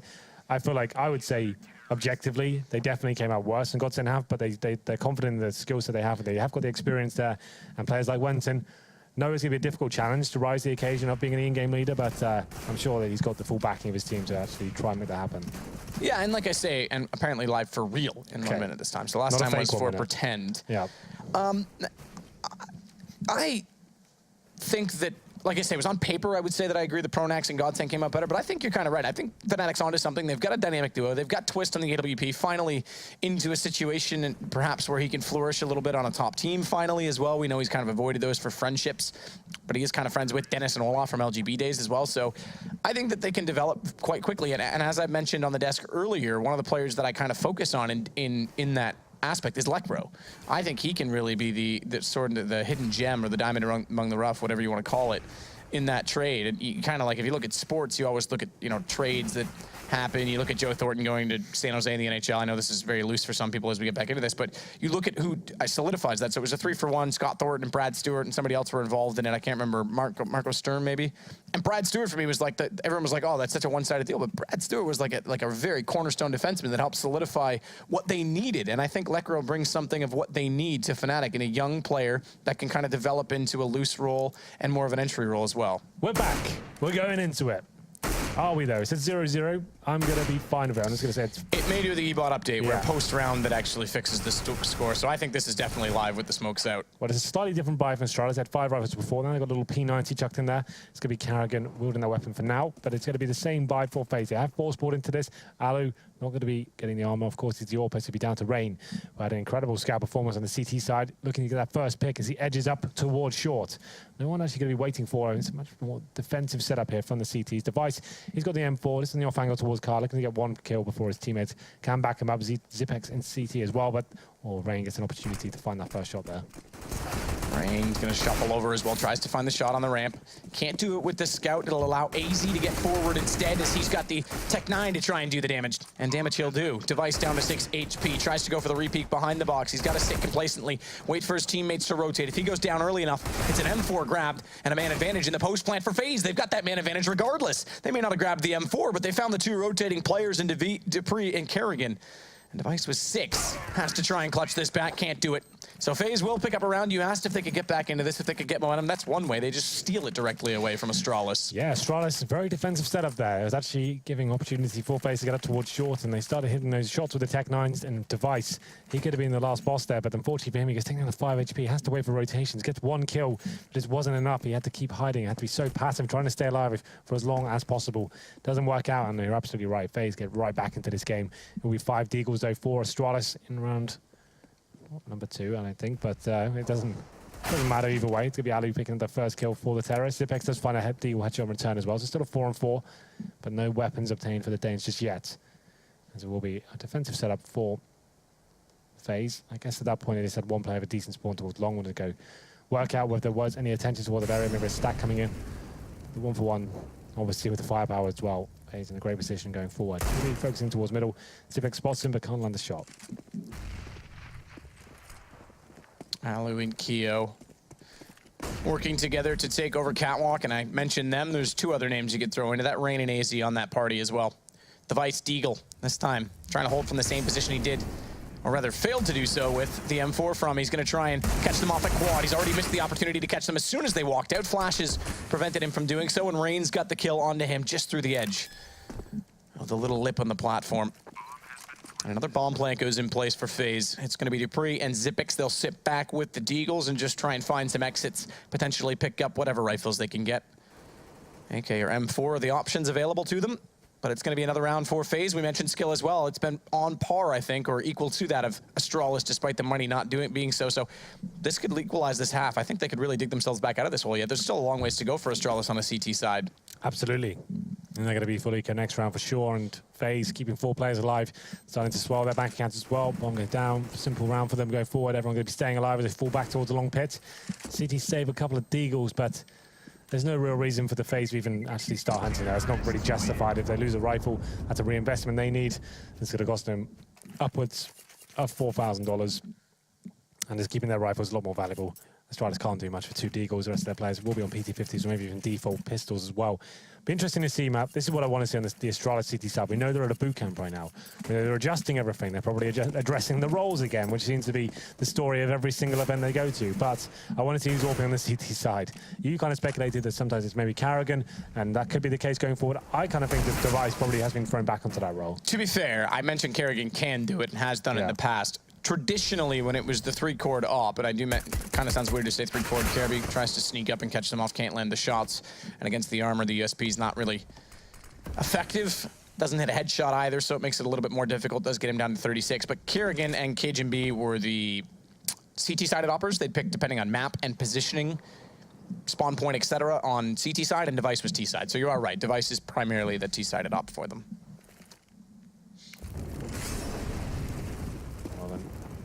5-on-3 FaZe not giving anything away. Definitely one of the teams that can be known to make questionable decisions when they have got huge advantages. I think they're trying to sort that out as they go forward. Robin probably pretty frustrated in some of the games he's watched. They've actually had a great Pro League season so far, but definitely some very scary rounds and opportune moments where they've thrown away big advantages. But we'll see whether they can keep 5 alive here. It's going to be the retake from Astralis with 2 upgraded pistols in the form of the Deagle and the PT-50 Device, just that USP. So I'm assuming that FaZe will keep 5 alive, just spontaneously using flashbangs, just making sure they hold the CTs at bay for now. At this point, Astralis probably run in towards the end of the bomb, try and take someone down with them. That's pretty much all they can hope for here. Just try and bait into someone going down with the explosion, but Carrigan, here he comes. And the players will be surviving as well. So very clean round there for FaZe, and we can see the money starting to come in for Astralis now. Device picks up the AWP, so it looks like he will be taking that full-time role. And for anyone who doesn't follow all these storylines, that's kind of interesting just because it changes so many different events and different times. And it was Carrigan doing it for a couple of events, actually, maybe 2 or 3. The Device is back by this looks like. End of the TSM days as well, when they swapped over to Astralis, they did try and run Device as the primary opper, full-time, every map, every position. And it wasn't really effective. They started to fade away from it. One of the maps that we get the first indication of that was this exact one, where Cajun B was so effective toward the car. Device could never really find his comfort level in that position. So it'll be interesting to see if, now that he's forced more into that role, they go toward it or they try and shuffle it up and get it toward mid a little more dynamic. A counterpit, that was a similar storyline, but regardless, that's irrelevant right now. It's going to be Device with his first test here. Misses the first shot, getting a lot of pressure as well. It's a fast tactic from FaZe to kick things off in the first gun round. Devices can't hit anything just yet. So much pressure, has to fall back. Carrigan backing him up, and Zipex as well. They're doing great work here, 5-on-3. As the retake's looking very successful for the Danes. Just Alu, who's holding towards the bomb here. It is a short plant, can possibly do something with this, but it's just too many CTs coming towards him. And very efficient play from Astralis. 2 players left. One of them's Alu. He's locked at quad. He'll do well to get himself out of here with the gun.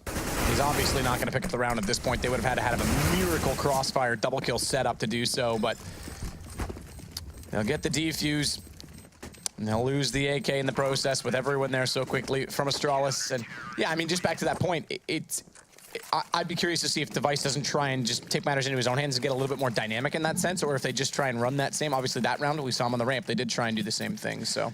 Yeah, well, that was the first round from FaZe. The first gun round on the terrorist side, you can afford to be a little bit looser. You know the CTs have to force buy in the second. They're not necessarily going to have the incendiaries to hold you off, the amount of flashbangs they need to have an efficient round. They won't have a double AWP at least. So it's an interesting setup. And this could be at the face from Device here. You said he could get aggressive here, but it'd just be kind of looking towards the top of middle, seeing if anyone will run into his crosshair. Kiyoshima is sniffing out towards B as well.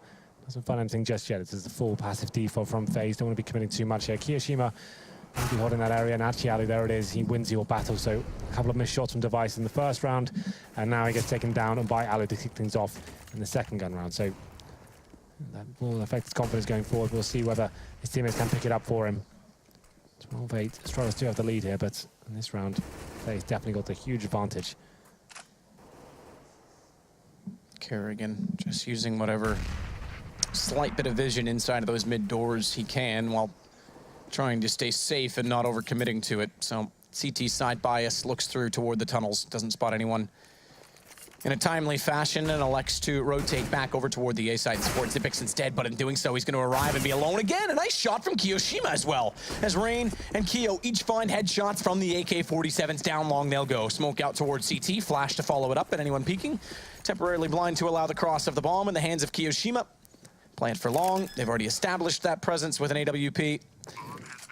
Although Alu, I will say, is toward Catwalk, to be fair, with that AWP. So either way, they've got the map controlled, they're covered off. And Astralis, as you mentioned, they bought one. They've got to sit back and hold these guns for the next because they're about to be reset. Absolutely. It's a big round for FaZe to pick up. That's the default, waiting for someone to face at the start of the round. It was Device. He got taken down by Alu holding top of mid there. And there's going to be 5 players staying alive for FaZe as well. This is difficult times for Astralis going forward. This is to be dangerous territory for them, especially if they die like that as well. This is going to be in a double. Actually, it's not too bad. The money was actually a pretty successful round, I guess. There was 5 players staying alive in that round they won before. So it's not a double eco. I'd say they don't need to force this round for sure. They can just actually take the partial buy going forward. It's not as detrimental as it could have been with that full reset. But PT50s this round, at least 1 eco for Astralis. And FaZe will be getting the double figures if all goes to plan. They've actually been very disciplined. It seems like FaZe are starting to learn every time you see them getting better and better at these just fundamentals of the game and things that guarantee you rounds instead of taking risks. Jacob and Keo this time will set cross inside of the tunnels. Zipix, slight smoke forward, gave him a spot to try and spot middle, to peek middle rather. But AZ takes his head off in reverse. Device on top of the box, jumps across, fire positioning, no boost to get there. Not sure he made it though. He's tried again the second time and not been successful then either. So out toward mid, he'll play off each other and Kerrigan, or rather, excuse me, Kirby going down. That's gonna catch me off for a while further yet, but he's left alone. And I'm afraid this round, writing on the wall, bomb down. Device may chase down AZ. He's low on HP, but he presumes them to be closer on his heels inside of middle. Will go back and try and catch one off there instead, and is unsuccessful in his efforts. They'll leave all 5 left alive on the FaZe side. So again, they'll build up the money. 10K for Rain, but guns will come back up this time for Astralis. They will indeed. Dupree though, I'm sure he's been dropped a weapon. What's he got? There it is. It's on the floor. It's got M4 waiting for him. It's a reasonable buy for Astralis going forward. Device on the AWP once again. To have any real impact here on the second half, but this time we'll be focusing towards long, hoping you can get that first long spawn potential from FaZe lockdown. They're actually just going towards middle. Actually, all 5 players as well, sticking as a unit and potentially going to go hunting for information towards middle. But it looks like they'll be doing their default out towards short. It's actually quite a fast play for them. No map presence at the start of the round, and Zipex waiting for them as well. Takes the first shot, but he has to fall back. It's a good HE grenade. That'll do a lot of damage. Not inflicting specific damage, but across the board, that actually enables the M4s to have 1-shot potential, so that's actually pretty important. As we do see now, Zipex, once again, just trying to find one, take a shot, fall back, and then comes a smoke play from Astralis. This could be a fake, though. From FaZe, sorry. Device, momentary flash, not caught the full duration. He's still here, he's still alive. Zipic gets 1-for-1. That's decent in that position considering he's limited to the boxes, and it enables Device to follow up onto Jacob. Molotov to go down toward the ramp, covers off the rotation, but Dupree catching the late lurk on Rain. It's going to be a bomb plant, but only 2 to hold off the 4 of Astralis. And Alu, he may get 1, he does. Kirby's head taken off an Xbox. Gives them a chance. His catwalk secured a little bit longer. Wow. And Kiyoshima with the shot on Kerrigan. It's now a 2 versus 2, and the advantage is firmly in the hands of FaZe. Kiyo's got the shot on Device. Dupree may have won the battle versus Alu, but he's not won the war because Kiyoshima, he'll sit there like a god and hold off the site. It's down to a 1-round difference. Those 1-taps and Kiyo, that was absolutely sick. Holds on to the round for FaZe and just completely lights them up as they come back to the A side. There's 2 shots all it took, and you have to say Alu.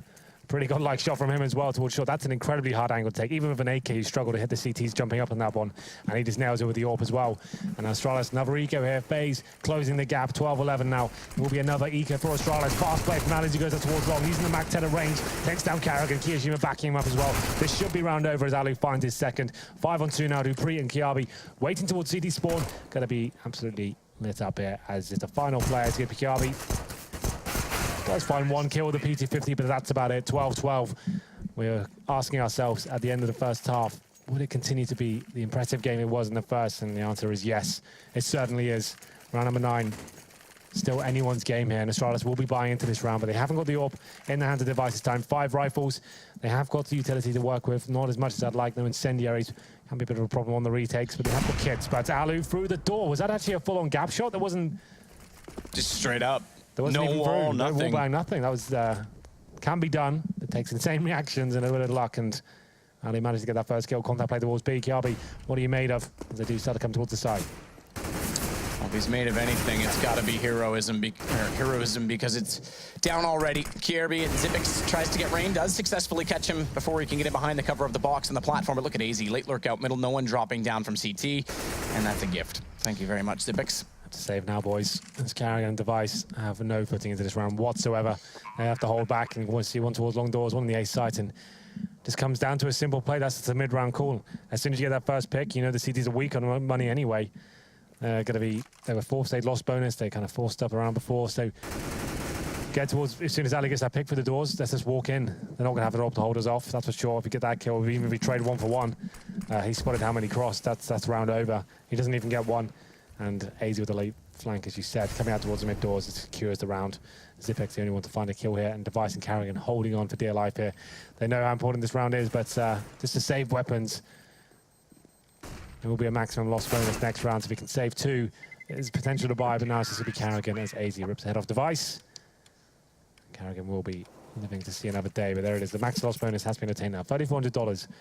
And FaZe getting in touching distance here. I've taken the first one. Here's the shot. Let's see how it went down. Okay, so it wasn't really a gap shot. It was luck. You said it. It takes a little bit of luck. Well, that's luck there. It's certainly possible to do it through the gap. We've seen Guardian do that many times, but if you can't even see him, that's just him. That's luck, right? Yeah. Just a bit of like a good timing, knowing the timings of the game, right? But still, it's not really a skill thing.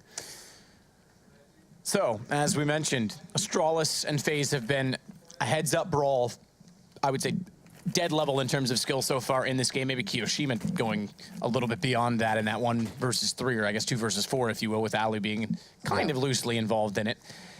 The thing now is that the economy was what got them behind. It's now boot on the other foot. Astralis, down by a round, has had nothing going for them on the CT side, as Rushley points out. A single round win and an instant reset. They've built up that money bonus. They face the same problem. If they pick up a 13th round and then lose it right after, it's game over. It's done. At that point, they pretty much have to win 2 or 3 in a row to make a contest out of this at this point. Well, they will be going for a partial buy here. It's round number 10. FaZe looking to get number 14 on the board. They know they're up against an eco here. I think they could probably 1 M4 save $3,400 on a CT side. It's not going to happen. He'd be throwing the game away at that point. It's not like FaZe are getting to match point next round. It'd be crazy for the force bet to come in. So a bit of a partial buy. So there's some upgraded pistols. Carrigan with that M4A4. Let's see what he can do here. We're going towards long at the start. He's got some smokes and there's damage through the doors once again. Debris. He's the one feeling the brunt of it this time. He goes down to 32. I don't think he's on body levels yet, but it's getting there. No, not quite. That was a rough day in the office. Full body, I have to say. All sorts of noises. Kerrigan covering off behind the doorway. Zipix almost gets caught out this time by Ali dropping down the stairwell as he tries to get himself in an aggressive position on catwalk to catch them off. I really want to see a cat boost meta come back and play with an aggressive double cat. It's been a long time since we've seen that. Well, it's up to Carrigan. If Astralis can find anything in this round, he's a player that has to do it. The only one with a rifle here. And once again, FaZe getting that short control. They seem very deadly when they get to these positions. He's got the flash as well. I was looking to see if Zipix has one because he's the man behind Kerrigan's position. He could have potentially tried to flash him through the doorway, but he doesn't. So Kerrigan has to do it himself, whatever he chooses to do with that flash, and all he's going to do is try and delay them slightly. So now they see one flash go toward them. It's a bit of utility. Do they have more? That's the question. FaZe won't know that yet, so in turn, they'll try and clear things out and make it as safe as possible on the way in. As well, they've got to find this M4. Discover that it's on the map. He's spotted, though, and I'm pretty sure the animation would give away the fact that he's holding some form of rifle at this point in time. Okay. It won't even matter, will it? Kishima just through the smoke. I guess you can see the gap towards Crosshair, but he do stand at the right angle there. But it will be a complete bloodbath here towards the B-sighters. Device, he'll be the last player remaining. Murder Deagle, probably trying to pick up that rifle from Carrigan if he possibly can. I don't think the terrorists are going to allow at this stage. But let's see if he can sneak all the way towards the A site and let's press E on it. They'll see it picked up though. I'm just going to check where that is. Yeah, it's in vision, but the terrorists aren't actually watching it for now. So maybe he can get away with picking it up, as he does sheepishly pick it up. There it is. So he has managed to get something out of this round. If he does manage to drop that to a teammate, that certainly boosts their chances going to the next round. And he'll be able to get an option where he has been spotted at this point. So Astralis will not be taking that gun to the next round. That's almost certain at this point. But Device does find a headshot towards Rain. Still going to have players coming towards it from all different angles. There it is. AZ gets the headshot. And we get a 14th round achieved by FaZe here. all in now for Astralis. They haven't run the double ult setup at all on the CT side. It's all been that device, and it's been pretty quiet here in the second half, I have to say. There's a couple of kills here and there, and we've actually... I mean, to be fair, hasn't had the money to bring it out very often. Well, he has. He did in the first gun round, missed those first 2 shots. It was Zipex that found the kills, and he got bailed out. That's a good point, actually. Yeah, you're right. Yeah, that was the best round they've had. Yeah. A nade through. Kiyoshima won't get close enough to take damage, and takes that as a cue to move away as well, as Zipex will cover off the gap at mid. Anyone crossing toward tunnels and vice versa back toward the catwalk. Jacob, he may do the latter. Flash over will certainly discourage Zipex from trying to stay in that same position again. He's the one swinging on Dust2. In my opinion, he has the most important position for Astralis. He always has. Even when Cajun was here, we talked about how impressive and impetuous that setup was with him on the CT side at op. A lot of that had to do with the support play that Zipex provides from that position inside of CT. Reads it very well. This time he's gone more passive over toward A, though. Slowly creeping back in CT. And as he does, FaZe, that's where they want to go. Smoke's already dissipated. They'll redress that. Second one comes out. Zipex. Oh, that's thrown very, very far with that bounce, but there's no gap. Not enough of it. He's going through anyway. He's taking advantage, and there it is. Zipex reads it as always. He's gotten 2. Kierby finds 1. Can he double up inside of the site? Well, he's got it, but it's Dupree that finds the third, denies the hat trick. Doesn't matter. They just want the round 13-14. But as mentioned, it's the reset potential. So good, efficient round. We'll give them a bit to work off of, but they need to double it up here and add another one to the board right away. Yeah, the money's not in a horrible situation, be all right. It will be horrible. Oh, it'll be pretty difficult to come back in the second if they were to lose this one. It'll be FaZe on match points as well. A lot of pressure and so much money available for FaZe going forward as well. Even after the rebuys, after 5 players dropping, they've still got 11k on 2 players. So another default here. Looks like they're actually focusing towards long this time. Was the B split where Zipex stepped up tremendously in the previous round. The flashbang will come in towards the long doors now. There is one player waiting for it. That's going to be Carrigan, though. No back from his teammates. He has to delay them as long as possible here. If he gets 1, that's probably a good situation. He's trying to stay alive as he drops the smoke as well. He's actually done a very good job here as Zipex finally arrives and bails him out, but he goes down to the hands of Rain. He does indeed. Carrigan will fall. Tries to peek in late and catch them off at long. But they were waiting for him to walk back out of that pit. Kirby, that is a big missed spray. Flash was almost perfect and almost too easy for him to spray them down. He misses it. Alu getting man advantage for FaZe. And again, it's got to be done from Astralis. Device, he's relocated himself on top of the platform. But look at Dupree's timing. Shots fired will give it away, but did Keo hear it or not? That's the better question, because they may have found the kill on the site. Now they turn back. He's able to still pick up one on Jacob. And it's a close proximity play to find Kiyoshima. He's just gotten around the corner towards CT with Bomb. And Dupree has to be weary of that. He has to be fully attentive of the fact that Bomb's not spotted, it hasn't shown itself, and he's going to rotate away, but in doing so, he gives Kiyoshima the plant. So, Keo was trying to... Oh, God, Dupree brings his B. So he's not 100% sure. The timing, I thought, was obvious that he was just still towards A. He couldn't have got to B in that time, I don't think. But Dupree, he's almost certain of it still. This is so problematic. Yeah, but now he has no idea what kind of plant it is. He has no information as to where Keo is. It's a platform plant. That's exactly where he is as well. Dupree has no grenades and so much to actually check out here and work out what's going on. He can see what kind of plans. He jumps up here. There's just no chance at all. That's really smart play from Keo there. The fact he was kind of hoping that Dupree was going for the smart play there and edging up towards long, but he actually rotated back round, and very intelligent stuff from Kiyoshima, I have to say. And like he said, that was the reset, but there's still money available. It's not the best buy, that's for sure. Device, though, he has an AWP. But Kiyoshima, look, he's got that long spawn gifted to him, and he's actually got an AWP himself. There's 3 AWPs coming out for the terrorists here. Keo's opening things up towards long potentially, as it will be Carrigan crossing in second now. Doesn't run the shot, but Device is going aggressive on catwalk as well. Jacob, he may show. Device needs to keep his head down in this. Crouches, Jacob won't spot him. The invitation's passed for Astralis to find the opening pick, to take the early advantage. Smoke out now. He'll take the initiative on this to try and find a better angle. Alu getting closer to the corner. He'll go down. Bomb drop temporarily as well. Device, he knows they've got to go toward it, so does he try and take advantage and catch someone off on the second peak? AZ's already crossed, though, with those 2 flashes. Bomb picked up. He doesn't see it on radar. Continues looking and spots AZ. 2 kills now. Great job with an aggressive AWP. That's enough now for Device. He's done the work. He's got the 5 on 3. He wanted to go for more. You could see it in his playstyle. He actually wanted to go and find that 3rd frag, but he doesn't really need to. It's too much of a high-risk move at this stage. 1 one round separates FaZe from this first map victory. It will be the B play coming in from them in Simon. Kiyoshima, he's been in great form so far, but not good enough as Dupree takes him down. 5-on-2, surely going to be around for Astralis here. There's so much money available for FaZe, they might as well try and take some frags down with them. Not going to be the case here. Another clean sweep for Astralis, and we could be seeing the third overtime of the night here, Matt. Could be happening. It could very well be happening. Great round from Astralis. I have to go back just, I want to question you a little bit while we've got a second. The lack of confidence from Dupree, perhaps. He's got 40 HP and he fades away from the one-on-one in a fashion that even if he pushes long, he knows for sure he's not an A he's going to be, or he takes the fight. It's such a, it's such a disadvantage there. There's so many options for Kiyoshima, like you said. He was 50-50 player really when in that kind of scenario. It's either he goes towards B or he sticks it at A. And the fact that Kiyoshima has to face it towards long, he has no information what Dupree's doing as well. He took a risk actually walking out towards long A at that point. So it's difficult for him to kind of read that situation. Dupree's using his best judgment, thinking, okay, if he knows I'm here, he's surely not going to face and go towards A. He'll run towards B. He knows I'm in this position. And it could have gone either way. It depends on the player and who you're up against. But Kiyoshima, like I said, he actually took the risk and played it very well indeed. But round number 15 has arrived. FaZe need this one to pick it up, and Astralis needed to take us to overtime. Single orb setup once again. It's going to be Device, who has been hitting some shots in the last few rounds, finally arriving here on Dust2. Playing that infamous car position, now looking towards the long Dust2 doors.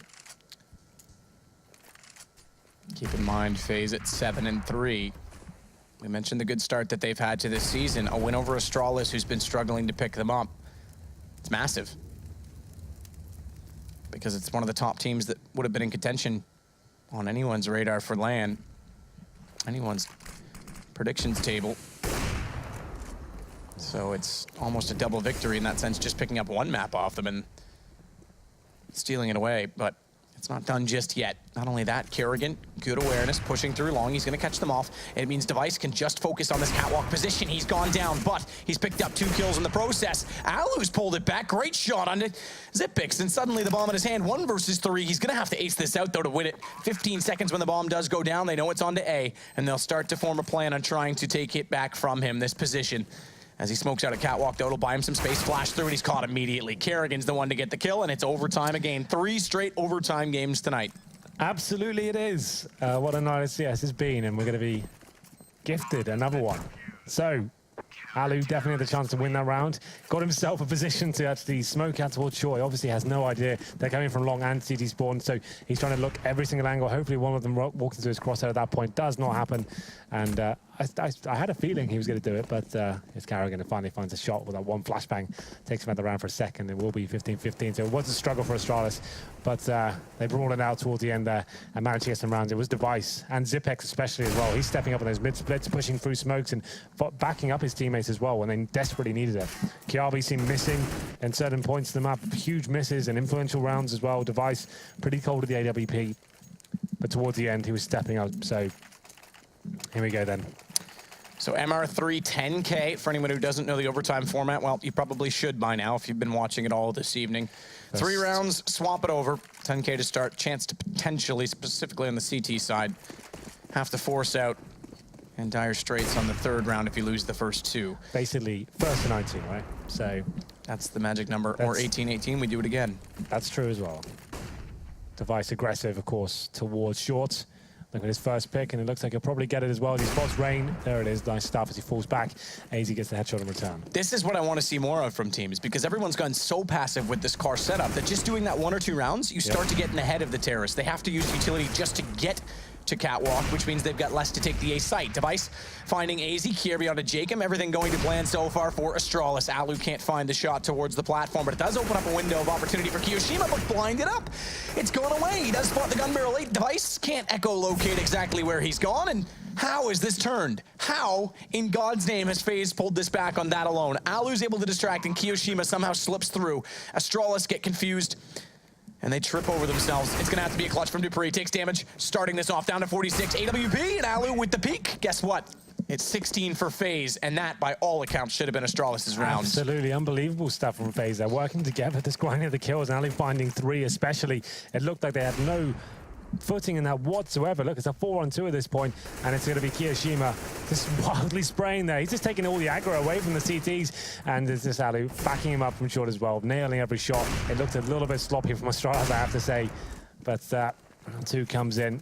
this is where money starts to become a problem. It's not so much of an issue going into this one because Astralis are not running a double orb setup, which could be a problem. That's what 90% of teams on the CT side of Dust2 will be doing. It's quite unorthodox to actually not see that come in when you have the option.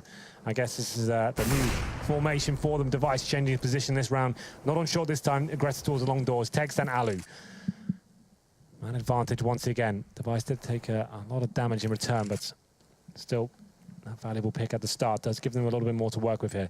And the point you were making before is absolutely right. It's good to go for those aggressive picks. A lot of teams now on the terrorist side go for short control, especially teams like G2, Fnatic. They're all running the same set piece towards a bomb site himself. 2 smokes on the crossover, smoke on the actual side itself, flashing over. The AWP has no chance. So if you're going for those aggressive picks, making them use utility definitely is a huge asset for your team going forward. Here we go again. B site, choice of destination from FaZe. Jacob's got the opening. They've got to fight back into their territory. Now lost. They've been evicted. Kirby, he didn't even have time to pick up his baggage before he was out the door. And now he's got to wait for his teammates to join him on this retake. Molotov out, smoke off. Standard play so far from FaZe. And the nade doing slight damage onto Xyp9x. It's better still from Rain as he'll take down Kerrigan. It's all falling apart. Kirby's going to have to come up large inside of the tunnels. He falls as well. Once more, FaZe just waltz into his site, and here we go. Yep. This is exactly what we talked about. It's the save coming out from the CTs in overtime because they need that residual weaponry, I guess. I was going to say cash, but they don't even have cash carried over on those 2 to drop, potentially. Yeah, this is actually going to be pretty dire for the last round. You get $1,900, so... it's not going to be great. They're going to save the AWP, they can save the M4 as well. There's no reason why FaZe could not go hunting it. They know how valuable these kills will be. It doesn't look like they'll be doing that, though. Sticking together, using the power and numbers, making sure the round's won at first point. And you can see they're kind of sniffing out the map now, but it looks like Device will save the AWP. He's on 22 HP. Xyp9x towards the long doors as well, just protecting him, his guardian angel. As the terrorists do start to swarm in towards the long A area. It's another successful round. There's bullying their way in towards the B side there. Rain finds the first 2 kills, and Jacob finishes things off as well. 17-15. We did say the magic number was 19. You can see how detrimental it's been for Astralis. They'll be going into this final round over the CT half. They're 2-0 down right now. They're going to have 2 UMPs, a FAMAS, and Xyp9x. I think he's got an M4 on the ground as well. So let's see whether they can hold on here. It's not much to work with, but something. And also snipers come out. It's going to be the same sort of affair, but no headshots found this time. As Dupree, is anyone taking some damage there? So Device. Oh, hello, that's effective. Perfect. Dupree's got a degree in construction with that new nail gun. I don't really think you get a degree in construction. That sounds more like a diploma, to be fair. Certificate, maybe, even. But whatever it is, he's certified. I think that's a great kill to get with that UMP. They've avoided all that damage from the auto sniper. However, Kirby overextending slightly. Or rather, Dupree overextending, Kirby getting the trade, and now it's going to be Device rotating over in a timely fashion. He's able to find a quick kill onto the B site. They're down members again. They were in a 2 versus 4 to start off the first round of overtime, though, we're FaZe, and they've got to try and do it again here. They almost line it up at Rain. He's got the shot. Kirby goes aggressive early on, and they'll be able to split up and take back the tunnels potentially for FaZe, but watch the play coming in from CT. It's going to be caught potentially. Rain, no. Kerrigan's got it, so back toward the site he'll go. And it's going to leave Jacob to cover off 3 potential choke points back in behind the boxes. He can limit out the angle. Spots 1, but timely fashion from Xyp9x through the window, and he's got the kill back. That round was still either way there. Kirby's having a bit of a nightmare here on Dust2. Like, he just runs into the side by himself. His teammates aren't ready for the retake. He had someone coming from T-spawn as well. He could have just waited. There was plenty of time to work with. Lucky for him, his teammates step in the B tunnels, but that could have been very scary for them. They pick up that last round with very limited economy as well. They actually do rely on the AWP of Device this time. It actually works out for them. 2-1. Like we said, 19. The FaZe have the advantage going to the second half. I'm sure with this kind of money, we can see the double AWP from FaZe. Like I said, most teams will have a secondary AWP. It seems like Astralis are avoiding that, especially, well, from Dust2, from what we can work out right now. The double AWP setup for FaZe is normally going to be Alu and AZ if they want to, but in overtime, like I said, we've seen how the money can be affected. We'll see what the Cities bring to the table. Obviously, not buying any head armor. You want to make sure you're keeping every bit of cash available. So another $350 you can save. No one's going to have an SMG in the first round of overtime, so it does make sense. It all works out. Device, oh, he's trying, does actually tag up Alu that time. So Alu gets hit. He was the 3rd one to cross. He goes down to 51. Hey, any damage is good damage. Take it. In overtime, you might just need it, especially with FaZe a 1-round lead on the CT side now as we've swapped it over. But it is 51 HP on an AWP player, so he still has the potential to be lethal. He'll re-peek out toward the catwalk position. Astralis not yet advancing, so bomb's way back down toward T-spawn as well. They're going to have to go back for that at some point. Very clear indication that this is going to be a long, drawn-out affair of playing picks.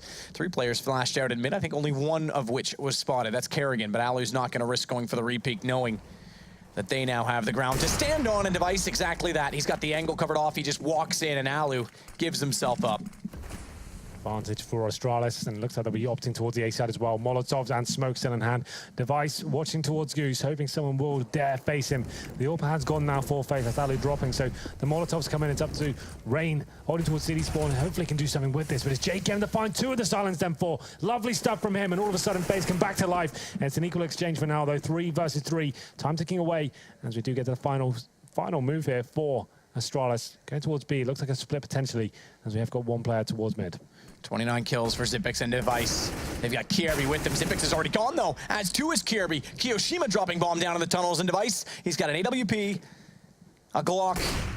Well, all right, 1 kill onto Jacob, finding him towards CT. I was going to say, but a crossfire to deal with. Rain went a little bit beyond that. He went toward the site. That gave the opening, but 12 seconds, round over. It's going to be map point for FaZe. What a comeback that was. Astralis got the first pick. It seemed like the AWP was down. Everything was lining up for them, but it's Jacob this time. Fantastic work for the Silence M4. I'd love to see that from his POV to see how crisp those shots were. They sounded absolutely electrifying. It was Rain taking all the aggro and CD spawn as well. Then Jacob is facing at the absolute opportune moments. And like he said, match point for FaZe. Astralis now need the final 2 remaining rounds to take us to overtime. We'll see whether it can be done. Twice back on the AWP, no damage inflicted at the start. There's going to be 3 players head towards B tunnels for now, but Xyp9x showing presence towards long, and it's an aggressive play from AZ. He wants to end this right here, right now. He does get spotted, and Kiabi takes him down. Molotovs come in to stop the push from the terrorist straight away, but you have to say AZ. I like the confidence at least. That's how they boost it up towards short. Gets the kill in return.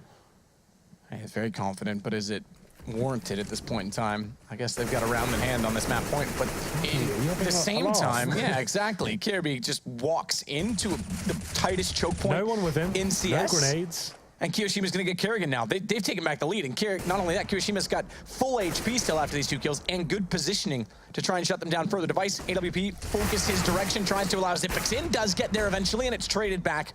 As Kiyoshima finds Xyp9x, he has to wide peek to do so, and Device, well, he's now got a 1 versus 2 to save the map. I have to say, Kirby, too many times I've seen him get overextended this evening. Yep, and missing big shots as well in huge rounds, but still, there is a chance of Device. Bomb will be planted. He has got smoke to cover him, but Rain, he can sense it. They've got to wait for the plant to go in and work together here. The railing plant's quite clever because they won't hear him jump back up. He's gotten further away than they would have expected. That's going to allow him to catch out Rain. Flash over. Rain, he's already inside of the site, though.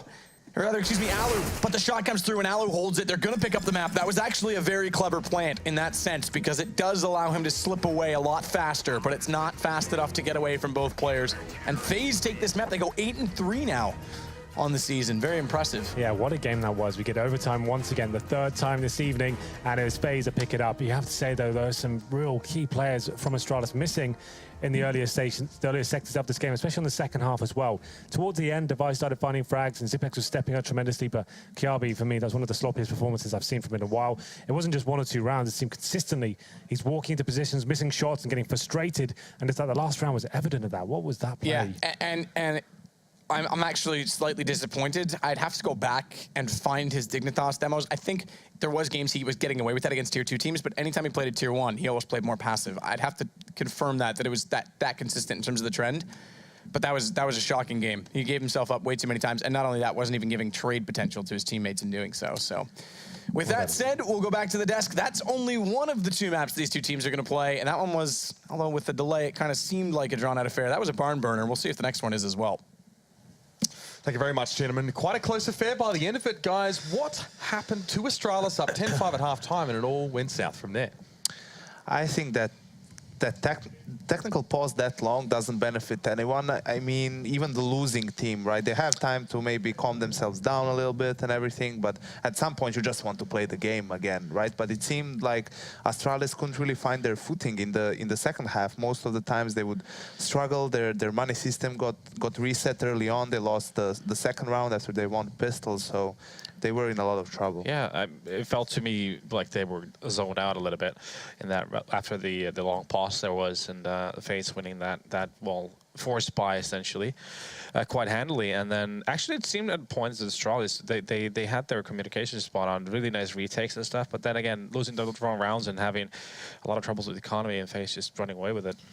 It was obviously the CT rounds that were the big problem for Astralis as the round started to stack up here as well. We saw a lot of time A site was the location if you'd coming on towards short there as well. It seems that Astralis were struggling to sort of retake from that position or at least even hold off there. But then there was a lot of individual plays from like Hiroshima, Alu. They won like a 2-on-4 situation. You know, quite unwinnable at that point, but just, you know, another testament to how much individual skill is on this lineup.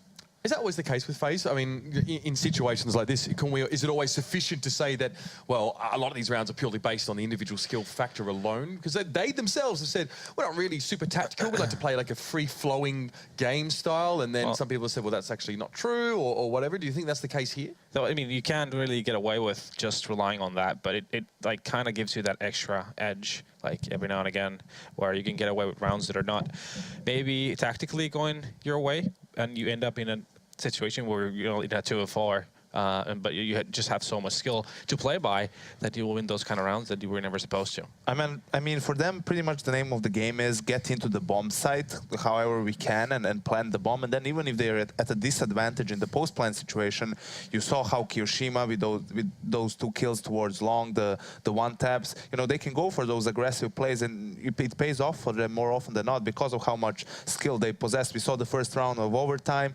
2v4 out of nowhere. They managed to bring it back as well. Of course, you can always put some blame towards Astralis. Maybe could have played it a bit better, but you can't really do much when our players are on point and when they hit their shots like Kiyoshima did. Well, they went close at the end, and it was an overtime. We thought we might be seeing 2 of them, but no. Just the one overtime to finish things off there. As always say, technical pauses. What a shame. Take their toll on players, but casters as well sometimes. We were watching that game as well, and sometimes it seemed like all the rounds just melded together with that big break in the middle. But hopefully the next map will be nice and smooth. Guys, if you're wondering how that map actually played out or how we got to where we were after that halftime, maybe you went and got a cup of tea while you're waiting for the pause to finish, you can check it out on the Score Esports app. That's right, I'm sticking it right in there, ladies and gentlemen. You can get the app, of course, both on iPhone and Android devices at your respective app stores. And if you do want to check out the other content for other games, you can do so as well. There are also plenty of articles to get your teeth around. We're looking to sink our teeth into the map of Mirage, which is coming up next to be our last game of the night, or the morning as it may be. But stick around for that one. It should be another hot one.